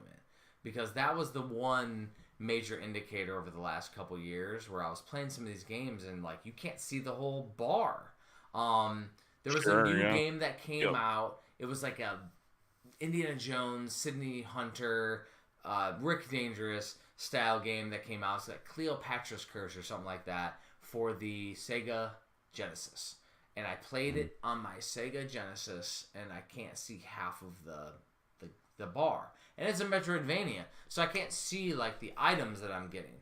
And I'm like, I really couldn't enjoy it because I'm playing on the original Nomad, which he probably didn't program it with any intention that some dork in Georgia is going to play it on a Nomad and immediately and not be able to enjoy it to the maximum capacity. Probably assume people are going to play it in their Mega SGs and be able to see everything on an HD television. But I'm playing it the natural way. Also, though, my Nomad is also modded, and maybe the screen has a little stretching beyond what the normal Nomad has, and so there could be that. So you never know. But like when that stuff starts to happen to me, I was like, all right, so how do I really need to play this game? How do I play it so I get the maximum enjoyment? Emulation, I can adjust all the resolution, so I can't see something, I can just shrink it in the emulator, and then I can see everything. Then I can play the game, and I can modify that individual game. So it's like, it's more of a convenience factor that I think is going to go forward. And then, combined, all our time is limited. We all have lives, families, jobs, everything. So being able to do things quickly is actually very important for me. Versus, okay, I'm going to play the Sega Saturn. All right, how do I hook this up? Let me get out the old Frame Meister and make sure I have the right connection. Controller. That's why stuff like the Polymega is so popular and such a good idea nowadays. Oh, I think Coffin's spot on. He does a little work in the beginning, gets his whole collection on that damn Polymega, ready to roll. And I don't put everything on it though. I mean, like I put on the games that I enjoy. I can't just see myself putting on every basis loaded for the NES on there or something like that. You got limited space and storage. That's the big deal too. Is storage. Do you have enough storage to even do those type of things? Okay. I told when I was talking to Omar, I said, how big of an SSD card would I need to make this work? And I've literally thrown the ringer at it, and I'm still got like a full SSD that I can still use tons of other games, and that's when I started grabbing games from him because I was like, well, I've already ran out all the games I want to put on there, so we started grabbing some of his and putting them on there. So it's pretty interesting. Super cool. Yeah, I mean, and the thing is that you get to curate that Polymega to your nostalgia, which is really cool. Now you're adding Tristan's nostalgia on it too, so his stuff is preserved, which is even cooler. It's like probably an unintended thing by the game, the console creators, is like curating a friend's collection on your Polymega, which is super cool. Because I mean, the rabbit hole goes deep, Alice. Like you could download everything on that and make it an all-inclusive console with infinite space. But the key is, are you ever going to play all that stuff? If you put all your nostalgia stuff, the stuff you want to play on it, you're probably going to play it a little bit more than if you just threw on the entire library of a system on there, because then you're not going to play all this stuff. So it's called scope creep. It's called, like if you throw the scope of the world on something, you're not going to play it. So the paralysis of choice is what that was called. That was a video game. Yeah. We did an episode on that. That's the worst. Bullshit. Paralysis of choice. When you have everything, you choose nothing. If you have some stuff, you can then play. Ironically, with the Steam Deck, I remember I talked about this. I think it was episode 101 that we talked about, Tristan. I had a plugin that allowed me to do the randomizer button. The problem with the Steam Deck is that they're always updating it. So they update it, and then all of a sudden that plugin doesn't work anymore. The whole main Steam Deck plugin for, I think it's Decky loader. So I've tried reinstalling and installing it. So I right now don't have a way to randomize, because randomizing makes things a lot easier for me. Because then I don't have to like scroll and choose out of the 500 games in my backlog that I need to play. I can just hit a button, and I'm going to play it. I think that's super cool. But like, right now that whole plugin system doesn't work in Steam Deck. So that's an issue with, using aftermarket modifications to a modern system that's in current update status too. But it's also, I'm trying to make it my own, Mm-hmm. No, I like. Oh, let me take 1 second. I'm drinking Big Corn Energy at the moment. Big Corn Energy. I want to try one of those. Is it from Indiana? Big Corn. It's an energy drink for Nebraskans. Oh my goodness. Holy crap. That's insane. I have a question for you. How does it taste? I haven't. This is the first time trying it, so I hope it tastes like corn. Let's do a live taste testing. Let's taste it. How is it? Do it. Oh, that's disappointing. Does it taste like gasoline? Oh, it's just like generic Red Bull kind of thing. It's gross. How you gonna name something Big Corn Energy and not have it corn flavored? Come on now. I mean, that might be pretty nasty. I agree. Corn Energy, but like, it would probably taste like a Fritos. Yeah, tastes like Doritos or Fritos or something. Yeah. Fritos energy drink. That'd be great. Ugh, gross. Okay, I just got to get one more point in on this main topic. Yeah. One thing that we haven't talked about is so you'll run into situations where like it's the same game, but there's a superior version of it on a different console. So talking about like Castlevania Symphony of the Night or Akumaju Dracula X Nocturne in the Moonlight. Yeah. The one on Saturn has more content, so it's my favorite. It's not the original, but I think it's better. And then you run into like Castlevania 3 on Famicom, or whatever it's called, Akumaju, whatever. Far superior to the one that we got in the U.S. because it has 2 extra music channels. It has like the sound chip, and the music is the Famicom expanded so much better. Mm-hmm.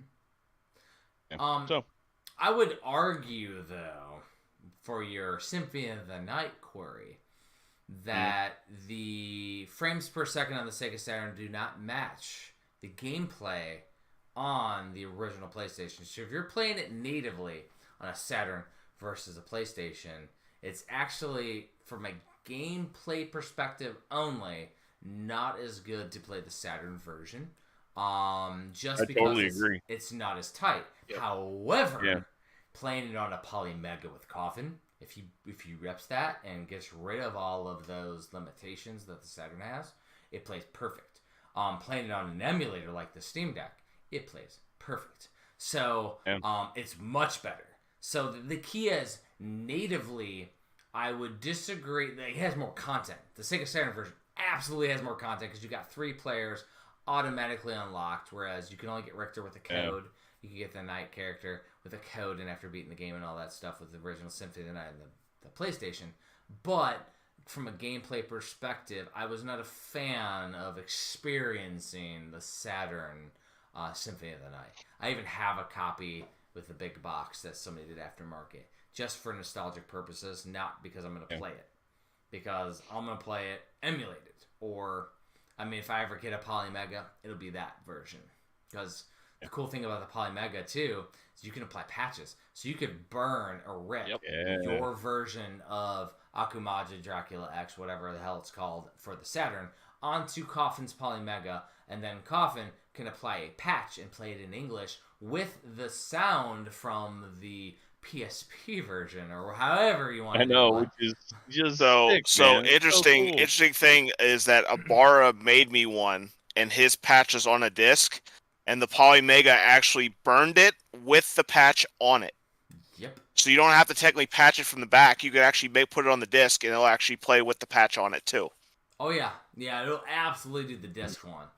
The cool thing is you can use your SD card and apply the patch after as well, which is why the Polymega is superior, because you could take your original Super Famicom disc of a game and then have a patch from online, translate it, and then you can have your actual original cartridge translated, which to me is makes the Polymega very interesting, because it allows expanded enjoyment on a collection for non-English or non-Japanese speakers, for English-only speakers. That's what I meant to say. But yeah, it makes it much more interesting to me, and that's why the Polymega was very, it piqued my interest. But if I'm doing it from a convenience perspective, I can put a patched ROM on an emulator, play it on the handheld in 2 seconds. On your question, Ibarra, just so for example, like, you know how you talk about different variants and stuff like that. Like, I'm a big Capcom sucker when they come to like Street Fighter upgrades and Resident Evil upgrades. And like, I want to have the definitive version of those games. So like say for example, like Street Fighter 4, I literally have like 5 different versions of that game based on even the one for the 3DS, because they're like, that's the best one, and they always get you with that hustle where they're like, I always like waiting for games to get all the definitive edition, like all the DLC. I hate having to download DLC. I wish it was on the disc. So I try to get as many ones that are on the disc. Like, for example, like, I'm a big fighter nut. Mortal Kombat on the PS3 had a complete edition with God of War, Freddy, and all them, and they were actually on the disc. And then before you had the DLC them, so like that's where I fall into the category of like having it the definitive version of it. Is sometimes I just wait. Well, especially with Street Fighter 4, like you said, Street Fighter 4 Vanilla is so much different than Ultra Street Fighter 4. Like, it's 2 completely different games. About Street Fighter 2. Yeah, Street Fighter 2 is the ultimate. I mean, they did the Street Fighter 2 Rainbow in the arcades because people wanted faster ones, so they hacked the computer chips in the arcades, which then created Turbo that Capcom actually released, where they could do the Turbo. However, the definitive edition came out on Switch, Ultra Street Fighter 2 Turbo, which later came out like 100 years later. So, like, the question that was a surprise, man. And that game is not available. It's pretty obscure. It's not like out there. So that is a good question when it comes to the topic. Is from a historic perspective, is it more interesting to have that original Street Fighter 2 arcade board in your house in the arcade cabinet, or is it more interesting to have the definitive version of the game, Ultra Street Fighter 2 Turbo, that has all the different bells and whistles that you have the original, that you have on the game. Because modern doesn't necessarily, like a Street Fighter 4, doesn't necessarily play into that same category, because a lot of those games are released and pushed out before they're done to meet a deadline with DLC or patches or whatever purposely intended to come out later. Like, that stuff does come out like that a lot with modern. Versus back in the day, they released the damn arcade cabinet. Yeah, if you're making me choose between the definitive version that like say Mortal Kombat 2, and an original arcade board Mortal Kombat 2, yeah, man, that's a tough one. Mm-hmm. But they also did revisions of the arcade boards too. They did. And you can also sit there and then get that original arcade board, then modify the chips and make sure that they have the ultimate version on those chip boards too. A perfect example, I have a Donkey Kong Jr. cocktail at my dad's house. There you go. I can put a double DK in that once I get it from my dad's house, once I retire, once I get out to Florida. And it requires a Donkey Kong Jr. board. But I can put Donkey Kong and Donkey Kong Jr. on that board with the definitive versions and save states. It saves all your high scores and everything. It doesn't reset when you reset the game. Because when you turn off the game on Donkey Kong Jr. or Donkey Kong, it resets your high scores. The double DK mod board does not. I'm going to do that in mine. It might be blasphemy taking an original DK Jr., original old school cocktail, the brown cocktail. I have the original. Doing a modification to the original board. But it's for a convenience factor for me. I want to be able to save my scores. I want to be able to chase and better myself in Donkey Kong Jr. and play the original Donkey Kong, which I love playing. It's a super fun game. So, like, that's another thing with Mortal Kombat 2. Because I'm going to have one of those in my house because my wife loves Mortal Kombat 2. And, yes, my wife did steal and keep the marquee that I got from Midwest Gaming Classic. That did happen. As expected. I have this signed marquee I'm getting a light box made for. But is it worth getting the original and then modding it or keeping it non-modified? Because you could take those original chips and leave them unmodified on the side. I use my... So I've got this console called a Sega... No, it's not even Sega. It's just a Dreamcast with a T. Yeah? This Chinese company took Dreamcasts and gutted them and then put them in their own custom case that has a screen with a lid. So, it flips up and you got a screen on top of your Dreamcast. Or Dreamcast. Those screens are booty. They are just god awful to look at. They're horrible. But for from a historical standpoint, and because they're so rare, like I don't dare upgrade that thing. That's just the way it's meant to be in my eyes. It's your situation is different with the arcade cabinet, for sure. But I don't know. That's where I come from. When it comes to being a console collector, I like keeping things stock, even with their flaws.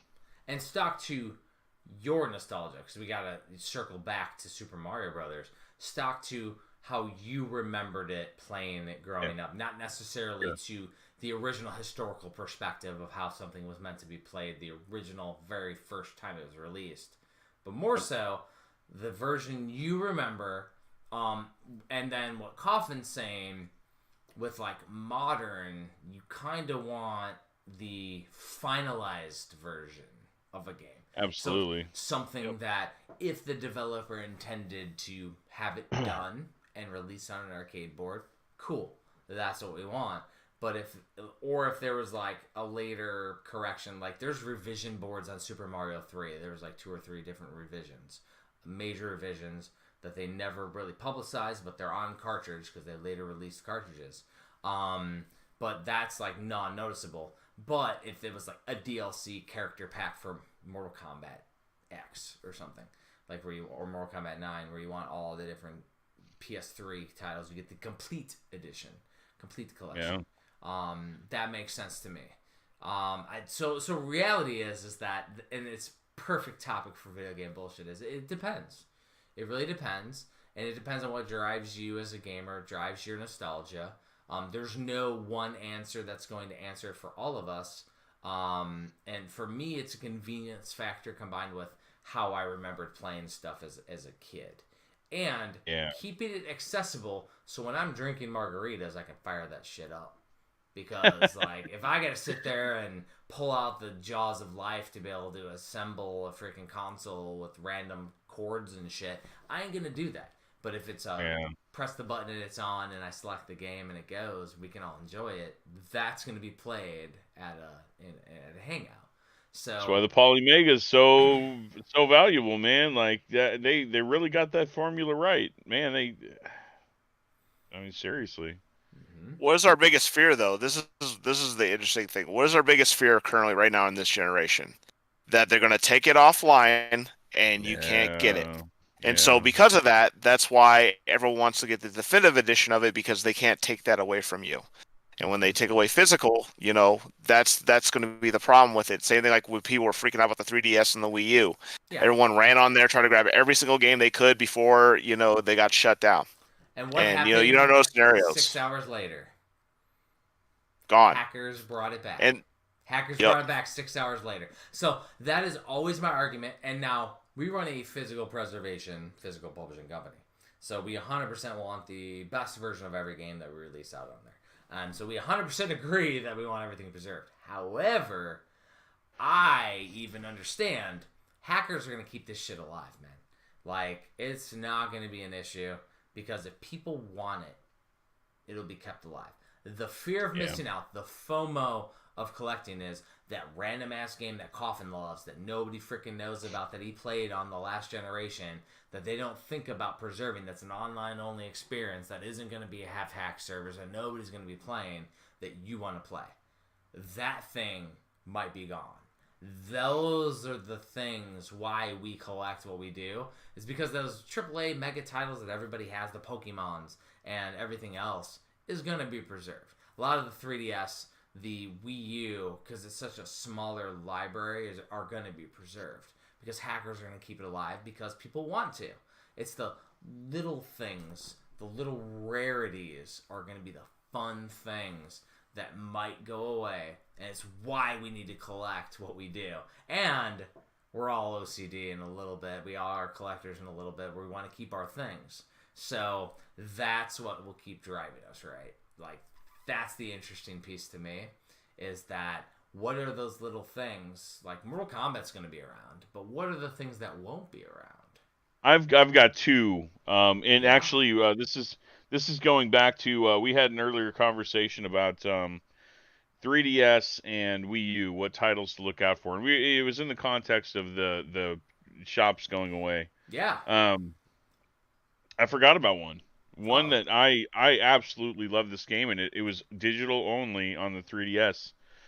Rhythm Heaven Mega Mix. Ooh. I love the Rhythm Heaven series, and the definitive edition of that game was only digital. Travesty. It came out physically on the Japanese console, so of course I had to get a Japanese 3DS and actually import a physical copy of that, just so that I have a physical copy. They can't take it away from me. But that was one that I forgot. And the ultimate, to me, is PT. Because Konami doesn't want it to exist. I have my copy of PT downloaded when it first came out. As do I. Mm-hmm.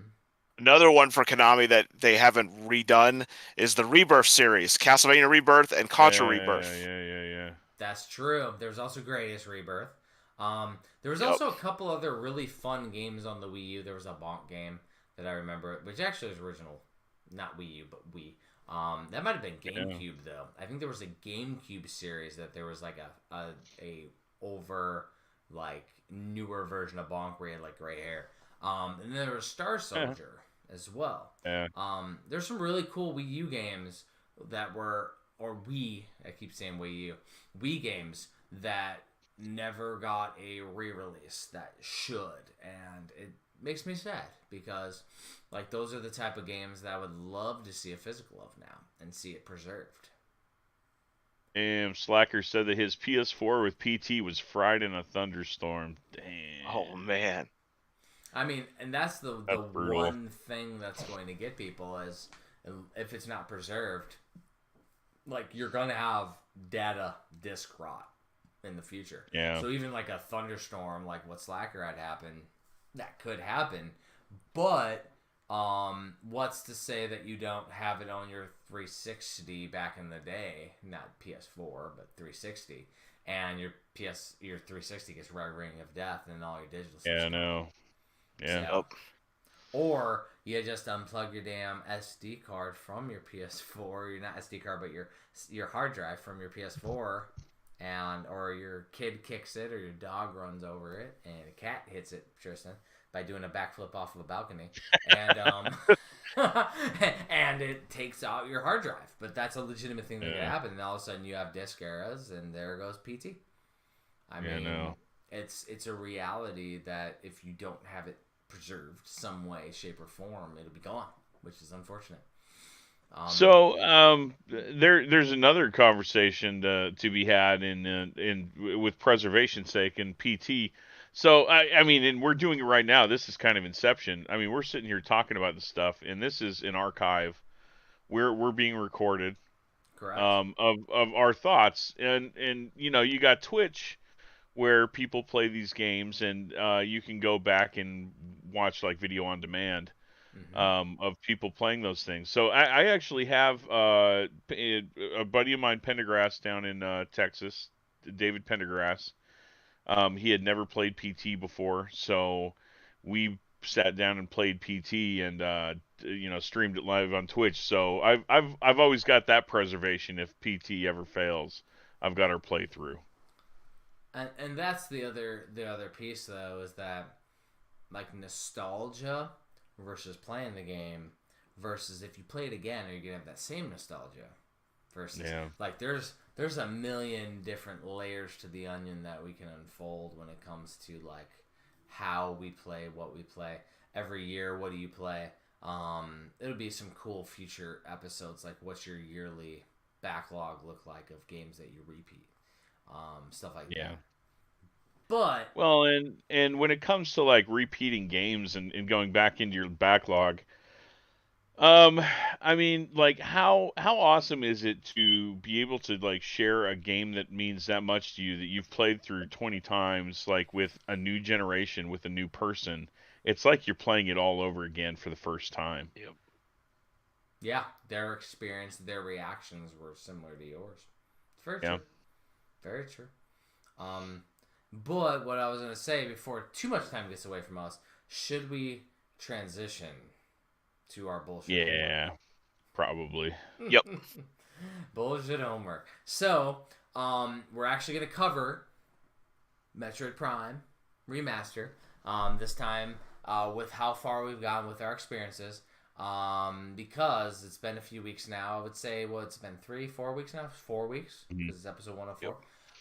That's about the max we're going to do with bullshit homework. And then we're going to move on. And whether we continue it on our own or not, we'll talk about how far we've gotten over the past few weeks. And then whether we're going to continue it on our own or it's just going to go into the backlog pile as we continue on. I'll start a little bit. So I'm still playing Prime Hacks. I didn't actually play Metroid Prime Remaster. I have the Legend of Zelda OLED coming in the mail in the future, so I will do a follow-up to see if it actually looks, crisper when I get that console. It will. Yeah, I'm assuming. I'm assuming it's going to be a game changer. Maybe I'll change my tone. But I continue to play, as I said, whenever I do bullshit homework, I do a blind playing through. So I use no guides, no everything else. I've been wandering, man. I had just gotten the boost ball So as I think as Coffin called it, Tony Hawk Metroid Skater Prime, whatever he called it last time. But Metroid Prime Skater. I've been doing Metroid Prime Skater. And I've been just going all around trying to find new areas, trying to find new stuff. I did finally get the double jump. I think it's called the space jump, I think, in the game. I did get the double jump, and I've been then going around and seeing where I could double jump to. There's no indicators on the map currently of where I need to go next or any of that stuff, so I'm just looking around. And I put in a few hours and couldn't find the next thing, so I was like, oh, I'm good. It's kind of where I got to. Didn't find a boss, didn't find a new area, didn't find a new section.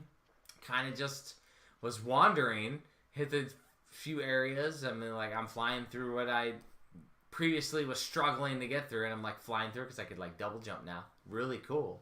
Really awesome with the double jump. But that's about where I'm at. And so that's where I've gotten to. I won't give my final rating. I mean, rating's cool, but whether I'm going to continue or not till y'all both talk. So go ahead and we'll go to Coffin, since Tristan is behind us on the game. So I'm pretty much in the same area, but I am in the what they call Fedora Drifts. I'm got the double jump. I'm looking for the wave beam and the super missiles because that's the next agenda on it. Oh. That's probably why you're getting kind of stuck, is because you have to have those two items to progress within the game. So that's what I'm currently looking for, because it's basically like, if you look at it, it's like right in the middle of like chapter 3 basically of the game.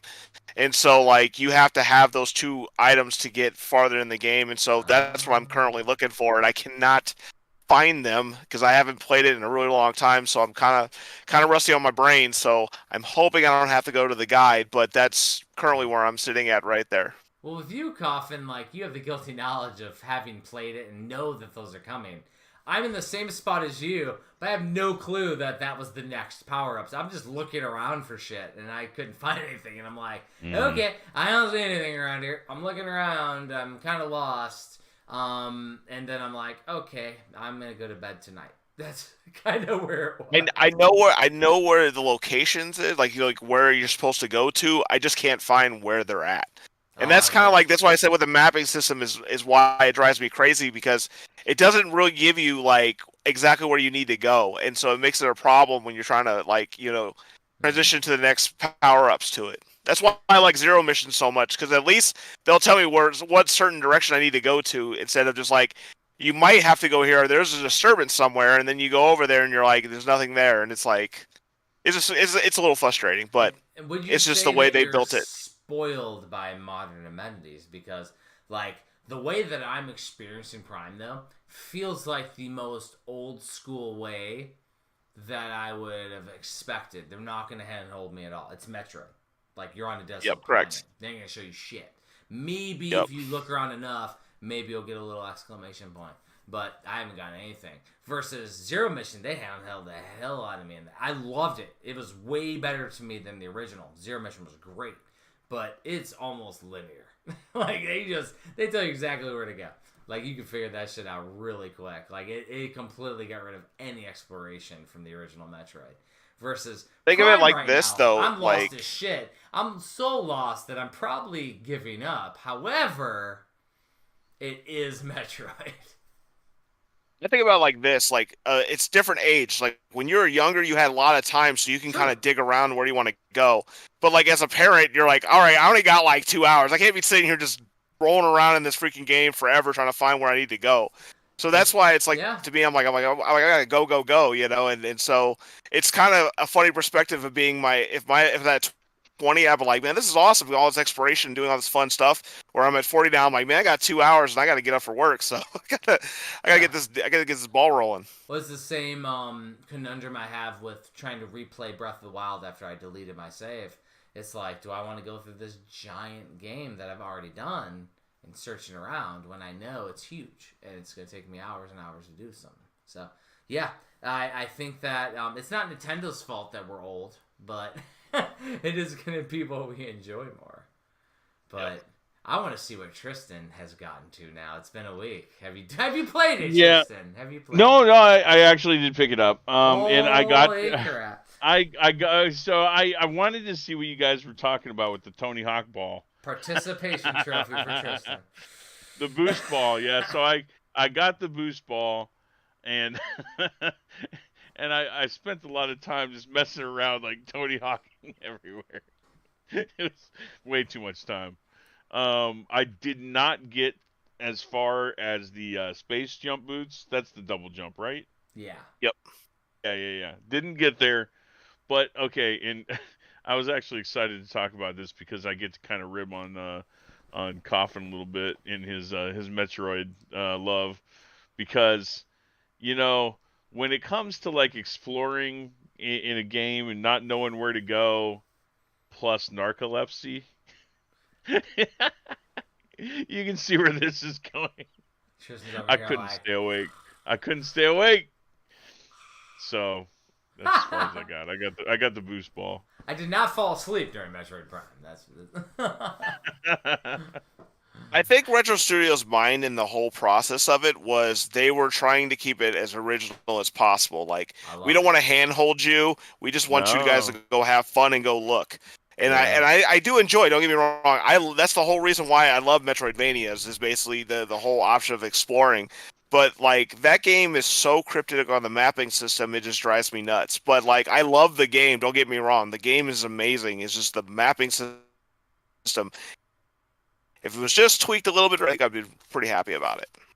What was the game where like you could like press a button and then like a little light tracer like came out of you like where you're supposed to go? Was that Dead Space? No, it was a Returnal. Returnal did that too, I think. Okay, but I think that's yeah, kind of what was missing. No, it was Dead Space. Yeah, you're right. It was Dead Space. Yeah, you're correct. Okay, yeah. But that's the entire time I wish that Metroid Prime had that feature, just for people like me that don't have the patience to blast every wall and look in every nook and cranny and whatever. Well, one thing I wish a lot of these games had the option for is what you would do on the 3DS, where you had the second screen, you could draw notes. I wish I could draw a note and say, "Come back here with bombs. Come back here with missile," because I'm gonna take a week off, dude. and I can remember shit. So now I'm gonna have to wander around again and randomly come across that thing because I just got crap. Where was that? I have no clue. And now if I was playing it in if that was my only rental game and I played it in one sitting or one weekend or 1 week, but that was the only game I'm playing and it's the only thing I'm doing, I'm not working, don't have a family, all that stuff, like, cool, like, I'll remember that shit and it's perfect for game design.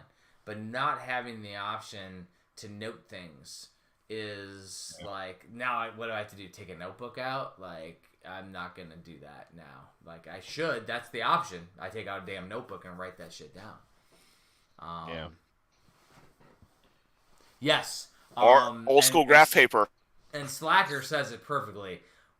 Ghost of Tsushima, where you have the wind that can show you where to go. That's... Ooh. That is, it's awesome. Love that mechanic. Awesome. Another game I played for like 2 or 3 hours, and then I beat like the first boss. Didn't even realize it was a Souls-like, mind you, which is hilarious because I beat the first boss. But like, I love that game, and it's very simple. You don't have to file it if you don't want to. I do like that. Yeah.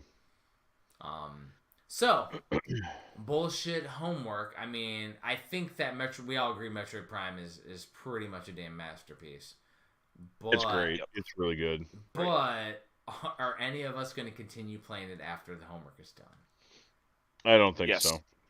So Coffin says yes. Tristan says no. I say I would love to, but it's not going to happen. Like, I will add it to the backlog. I would love to play more of it. But if there's any indication, I feel like I don't, and I'm with Coffin, like, on this, I don't have the time to wander around, and I'm not going to use a guide. I'm going to move on to our next game, which, if social media tells me anything, Coffin's already started with his kids.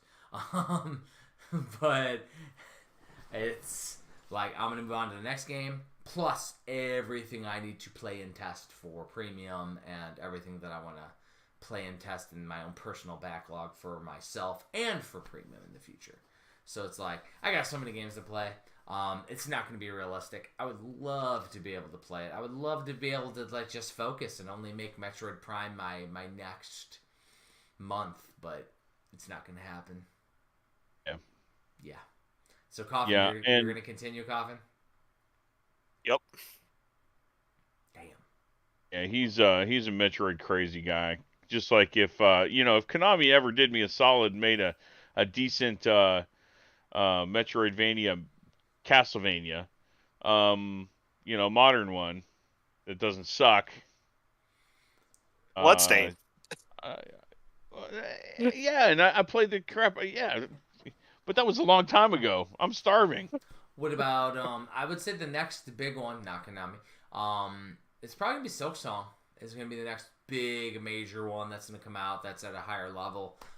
Sequel to Hollow Knight or whatever, the DLC. That's not a DLC. I feel like that's gonna be the next major one that's gonna engross me for a Metroidvania. There's a ton of indie ones that are amazing, including ones we're publishing.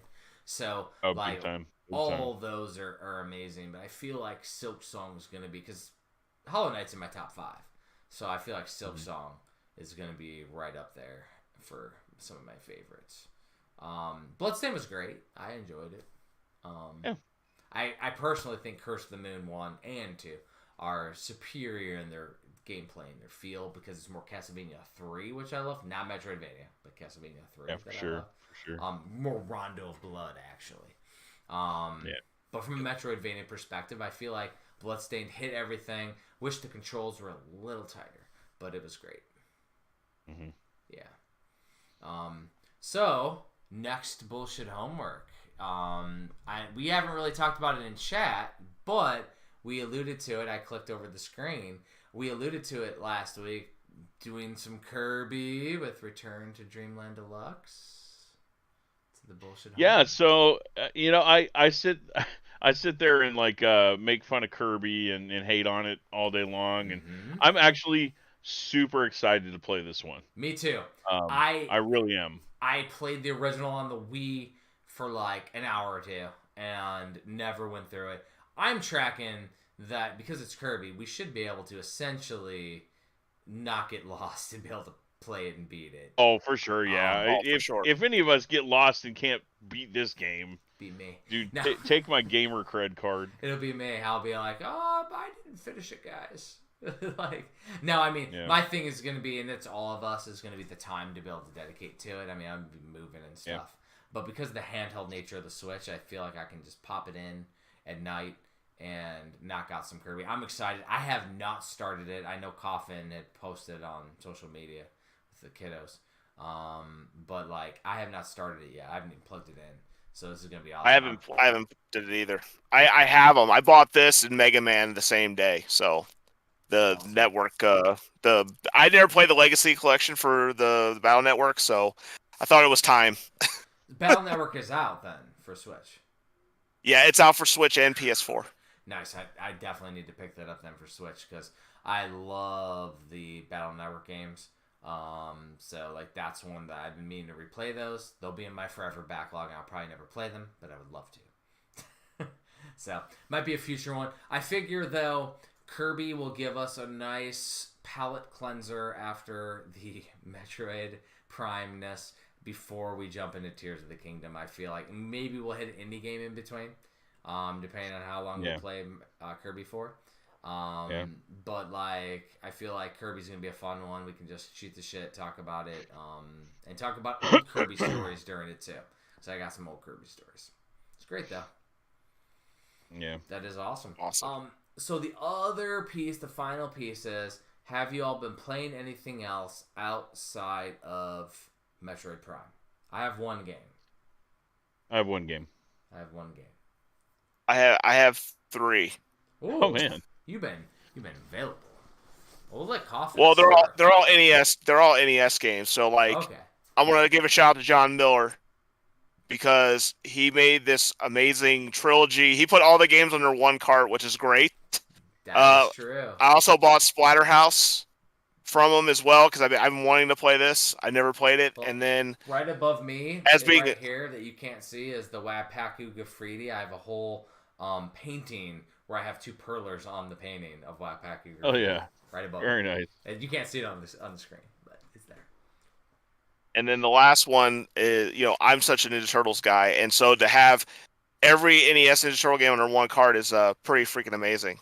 And his stuff is premium quality, so I've been really excited to sit there and play on the AVS some classic games that I enjoy. Yeah, and I mean, while you're doing the shout out for John Miller, his website's an open secret. If people aren't familiar with John Miller, he was actually part of Time Walk Games back in the day. So that's one of the reasons why his quality is just top notch, because he's been doing it all along. His website is thisroomisanillusion.com. His whole website is an illusion. You don't ever see it. It is an illusion, yep. Yeah, dude. Go Such on great there, stuff. support the guy. Everything is top notch quality. It's just incredible. I have so much of his stuff. Me too. I used to buy stuff off of eBay a long time ago. I didn't even know who he was, and then we had a big laugh about it because I was literally on his eBay store all the time buying his stuff. And then finally I found out it was him, and then we started laughing, and I was like, I can't believe I could have got better deals than what I was paying for on eBay. Well, you just think about like what you just showed on here on YouTube on the channel was like the Ninja Turtles one, just the packaging and the art that he did for it with the original comic book art that's like black and white, but then it has 1, 2, and 3 on it. And I mean, just like check out that, and then it has the aesthetics of Ultra, which was the original release of 1 and 2 on the NES. They had that black, the black horizontal folds, and Tristan and I are both also designers, and we appreciate the old school aesthetics and the attention to detail on that kind of stuff. Yeah, it's just it looks like it's straight out of the era. Yeah, that is like perfect, and that's what John Miller does well. And the fact that we have him with us on our team is just icing on the cake, because John Miller is. Oh, it's amazing. Yeah. Like, we have to talk him off the nostalgia. Create your own nostalgia now, John. Don't use the yeah. nostalgia. Like, we need to do it. Yep. It's tough because it's cool to design it after the old school stuff too. Mm-hmm. I actually thought of a second game that I was playing too this week. So freaking craziness. My 2 games though were new. One of them goes in the Metroid theme. Have either of you heard of the game called Metroid Worlds? Metroid Worlds. No. So if you think about it, I've not heard it. Yeah, so I played it on Steam, and it is essentially Metroid, but you play only on the map. What? So you move around Really? the character on the map, and What? you can unlock everything. You unlock like the water, like traversing water, traversing heat, or all that stuff. It's hilarious. It is ridiculous. Not Have to something check it that we out. would ever sign as premium because it's such a budget game. It's such a ridiculously cool thing. I actually got That's a funny gimmick. You can even go from the map into your ship and then move to different planets. And the different planets have different ecosystems, and they have interconnectivity with warps. I beat the whole game. This is like something that I beat in an afternoon with an hour or 2. And then after you beat it, it unlocks 2 different versions. One's like a blind version. The other one's like Puzzle Troid. And essentially it's like 40 different puzzles that you can play that are like within the Metroid worlds, where you have a Metroidvania style map, but you do like puzzles. And then some of them are like move this thing over through a maze. Another ones are different versions of mazes with different options. Some of them are just Picross, but it's super cool. Metroid World's really cool budget game on Steam. That one was fun as hell. Recommend anybody checking it out. The other one was a Kickstarter. I just got the code for it. I think it's a Kickstarter, but either way, it's called Revita. I don't know the name of it. Reminded me a lot of Dead Cells. It is more of a roguelike in nature. But you're going through into these towers, and so you go through, you get your character, and as you go through the tower, you can upgrade your character to get more power, more attacks.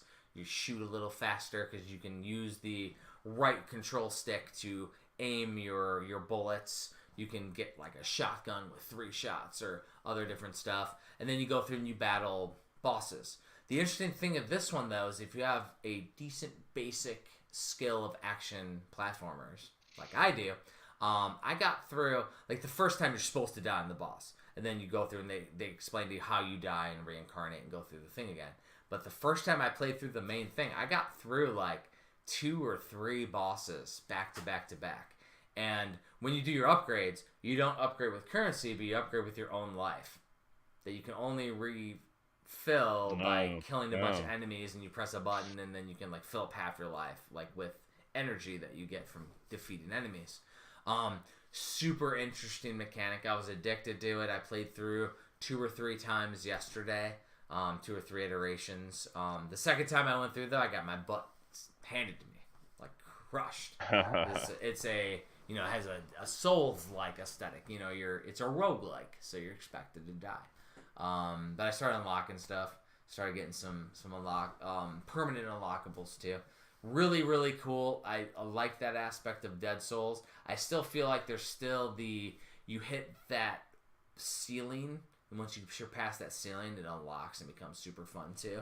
I don't think I've gotten to that yet, but it's called Revita.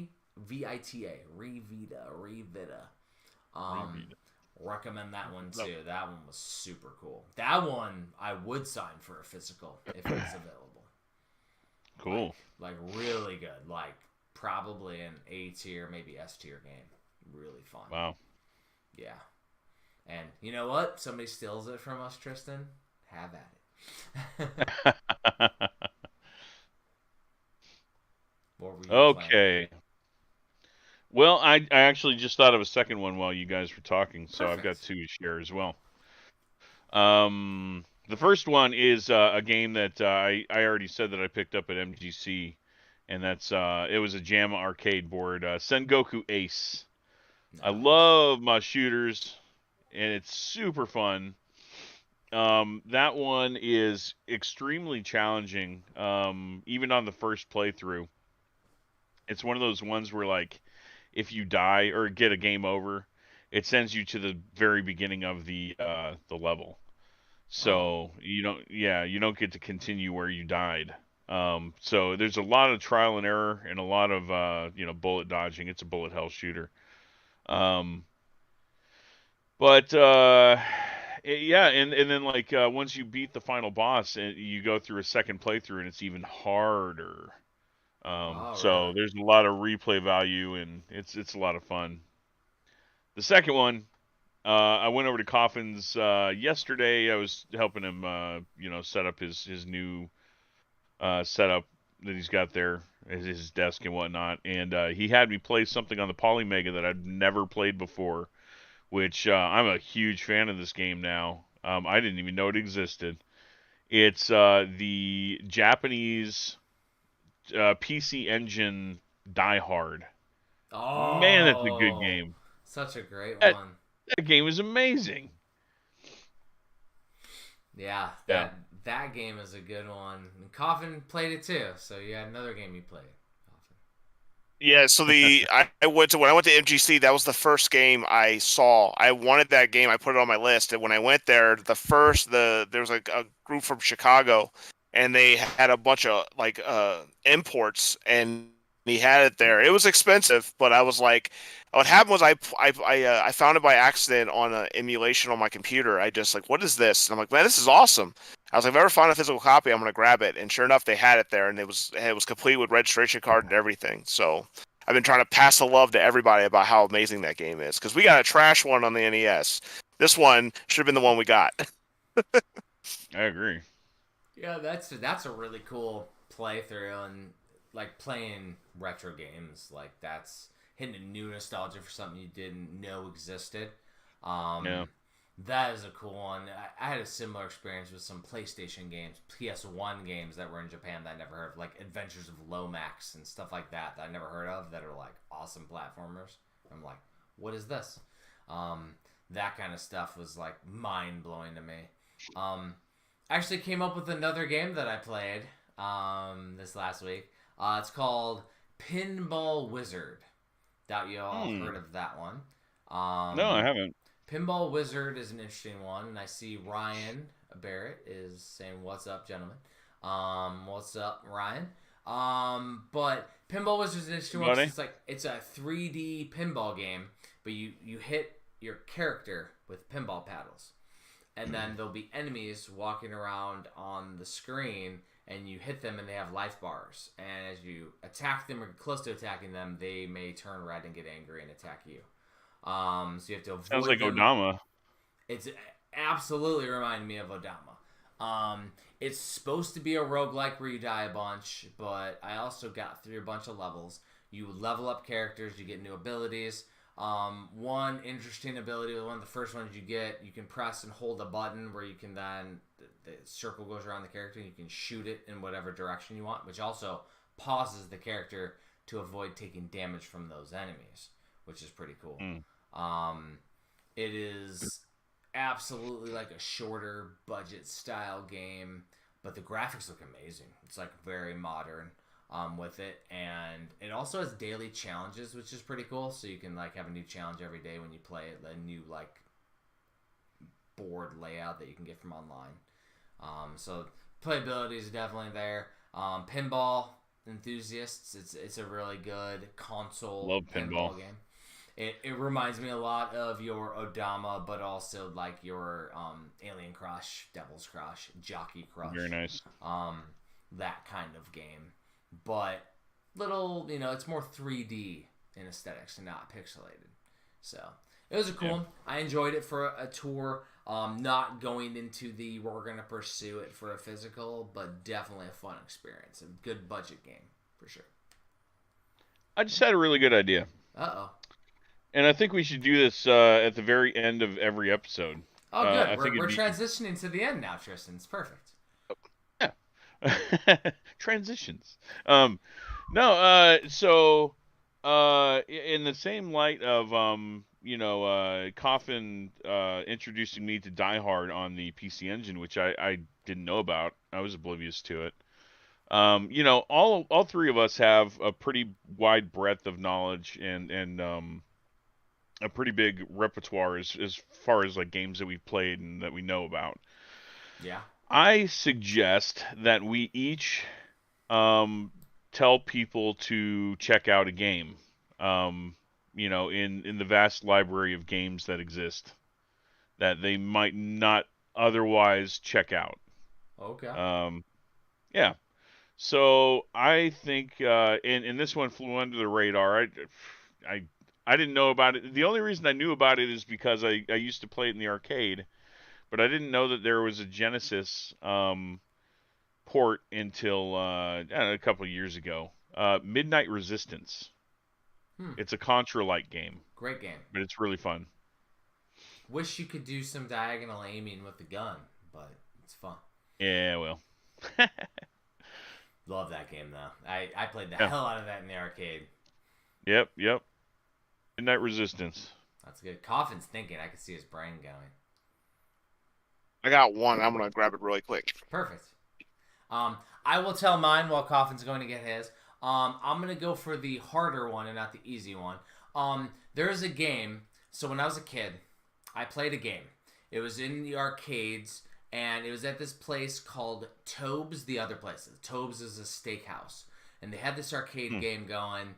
And I'm going to do some Tristan-style singing now on the episode. But the song would go, it was like and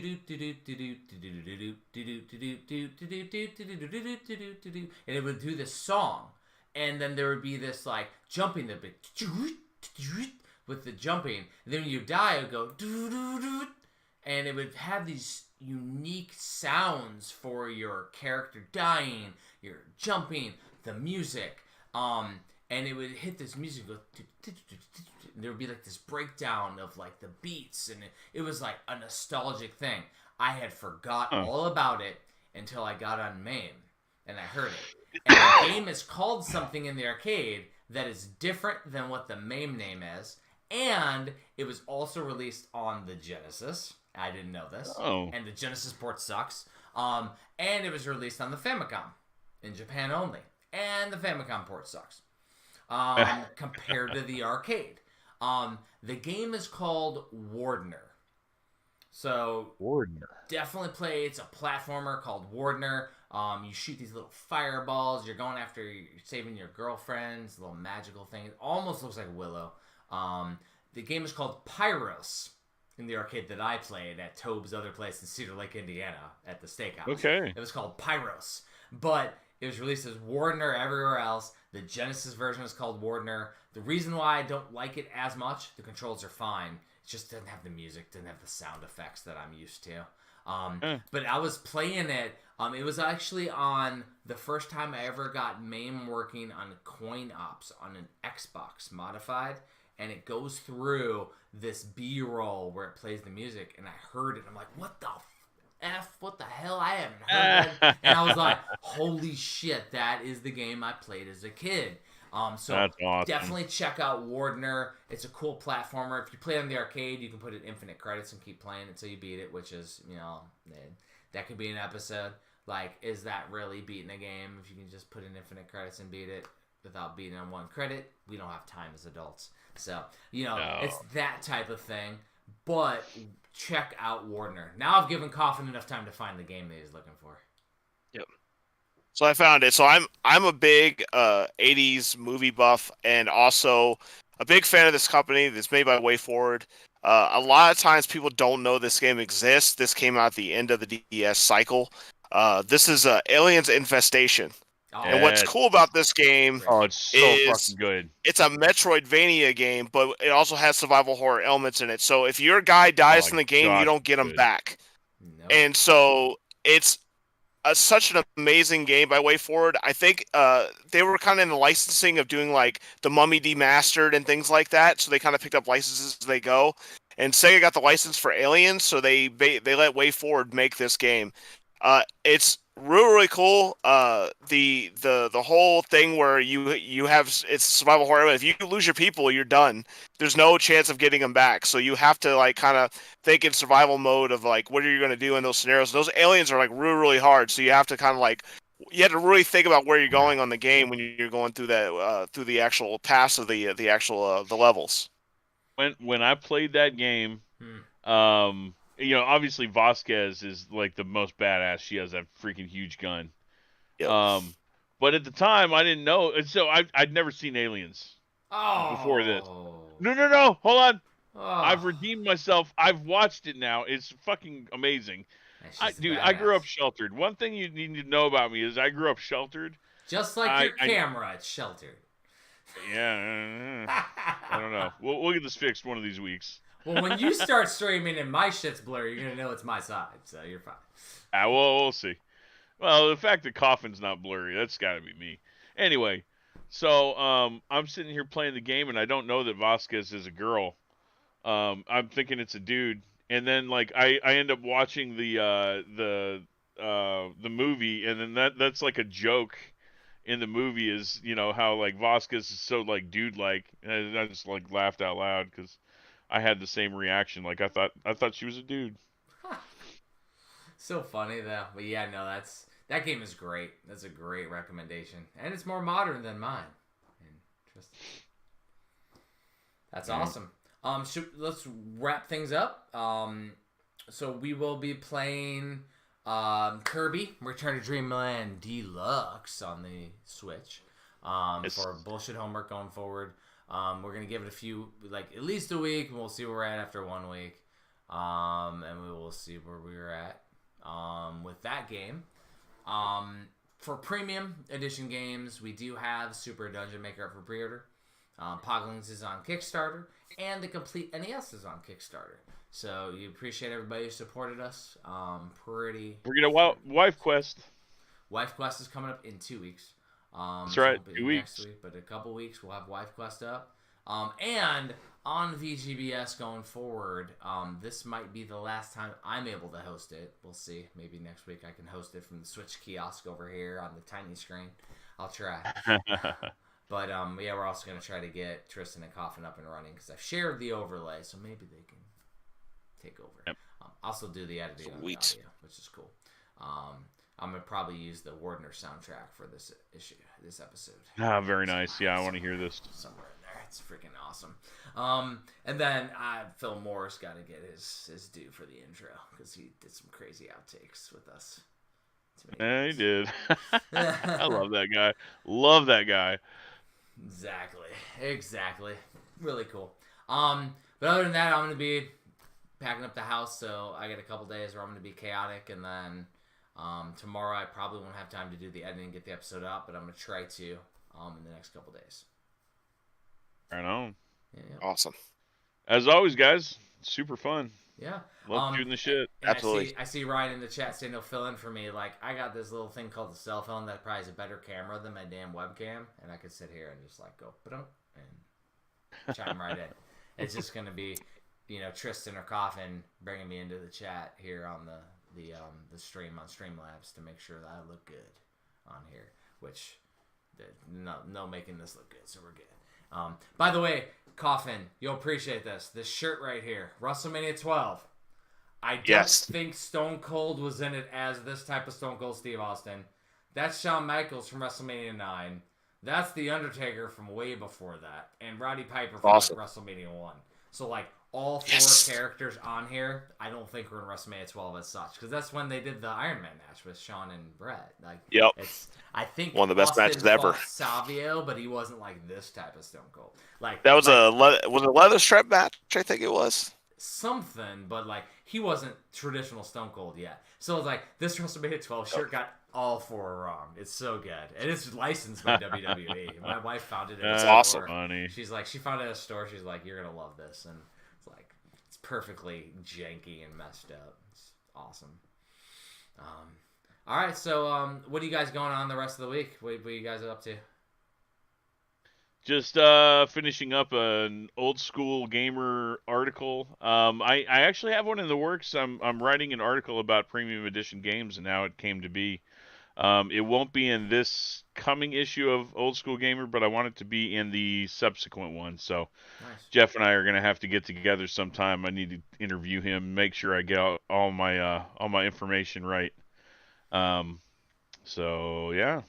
And then the next article that I'm writing right now that will be in the next issue is all about, and this is something that we talked about in the first, in Video Game Bullshit 101, is about, how we balance our lives in gaming and family and all that stuff. Mm-hmm. So I'm going to interview one of the guys that I know down in Texas that is a family man and manages to balance everything pretty nicely. So. And now Ryan did mention, coming on to fill in. However, we do need to have people on as guests on Video Game Bullshit as well. So that'll be something where we got to figure that out going forward. Because I would like to have people on. Yeah. For example, if Star Mario is going to do some art for us, let's have him on to talk about his trip in Japan and how he streams, because he does his own streaming stuff, which is cool. Most definitely. So I feel like just supporting the community as best as we can, and having Ryan come in and talk about his hand painted paintings, some good stuff. Yes, it'll be super fun. Dude, his stuff is ridiculously nice. So good. detailed. Yeah, I got a robot named Fight of him on the wall still, and I'm packed up. His is still up here on the wall. One of his pieces. His other piece that I have is in storage already. So, but super cool. What are you up to, Coffin? This weekend I got it's my son Leland's first flag football game, so we're prepping him for the first game. He's playing for the Vikings. That's what they basically all have NFL teams, which I think is hilarious. So they all pick NFL teams, have NFL jerseys, and so he's playing his first flag football games. So he's pretty excited about that. And just working on my GI Gamer profile on Facebook. That's basically where I post my videos, pickups, do different reels, and like we were doing here, kind of give people information about games they might not know of. So you can follow me on Facebook if you like, and Nice. appreciate Abara. And I also want to give a shout out to my wife for helping me with this desk, so I look professional for you guys, because I was super nervous about it. And even Abara was laughing yesterday because I was like, I don't know if it should go here, and I don't know if it needs to go here, but it's great to have good friends and an amazing wife that lets me express my passion and let me enjoy video games. So Melissa, thank you. Freaking cool. Yeah, I mean, I don't know if you all saw on social media, but like last weekend, the wife and I went to Atlanta with my brother-in-law, and we went and saw Queensryche in concert, which I was did see that. Yeah, Oh, we were. geez. super cool. And so like we were there, we showed up, we went to this like my brother-in-law's like Mexican restaurant, and this dude knew him.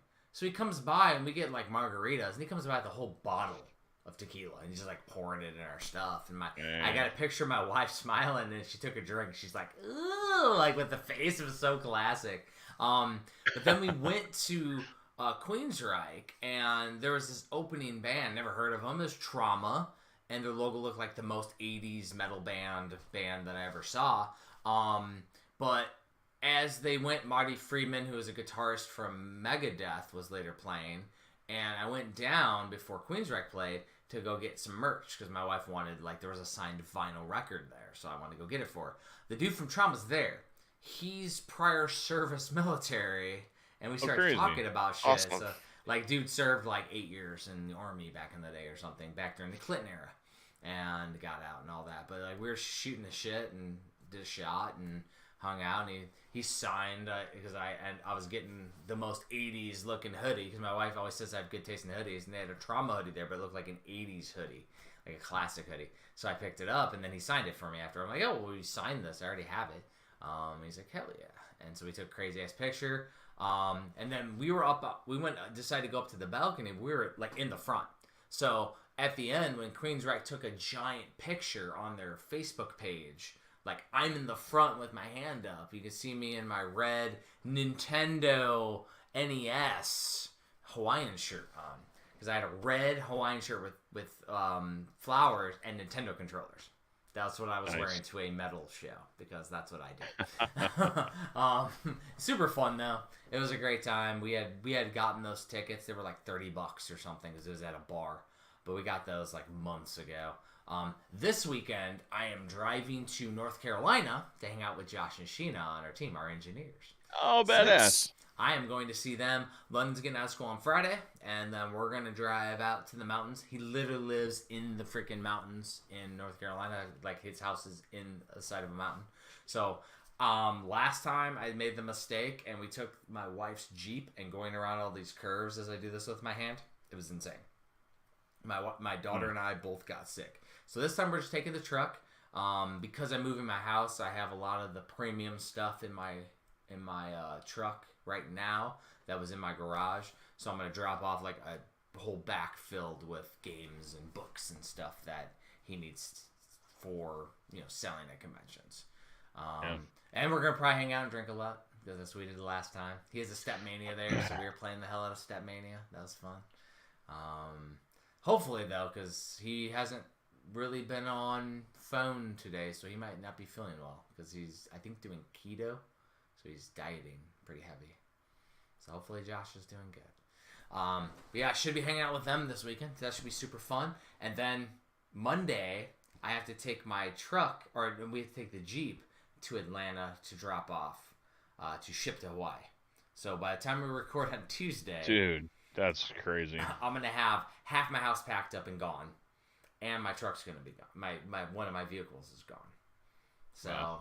Yeah, and then household goods is starting to pack on Wednesday. So then my whole house is gutted. I'll set in my Switch kiosk, which I'm taking to my own personal storage. So I have a TV and stuff for the next month before we fly to Hawaii. Craziness though, man. You'll love it out there. It's gonna be crazy. It's gonna be fun. But anyways, everybody listening, we appreciate y'all tuning in to episode 104 of Video Game Bullshit. We'll see you next week. Hopefully we're able to continue this route. Worst case scenario, we'll have audio only and we'll have a video up on YouTube. But we're going to try to stream, right, Tristan? Yep. Try and make it happen. Thanks, everybody, for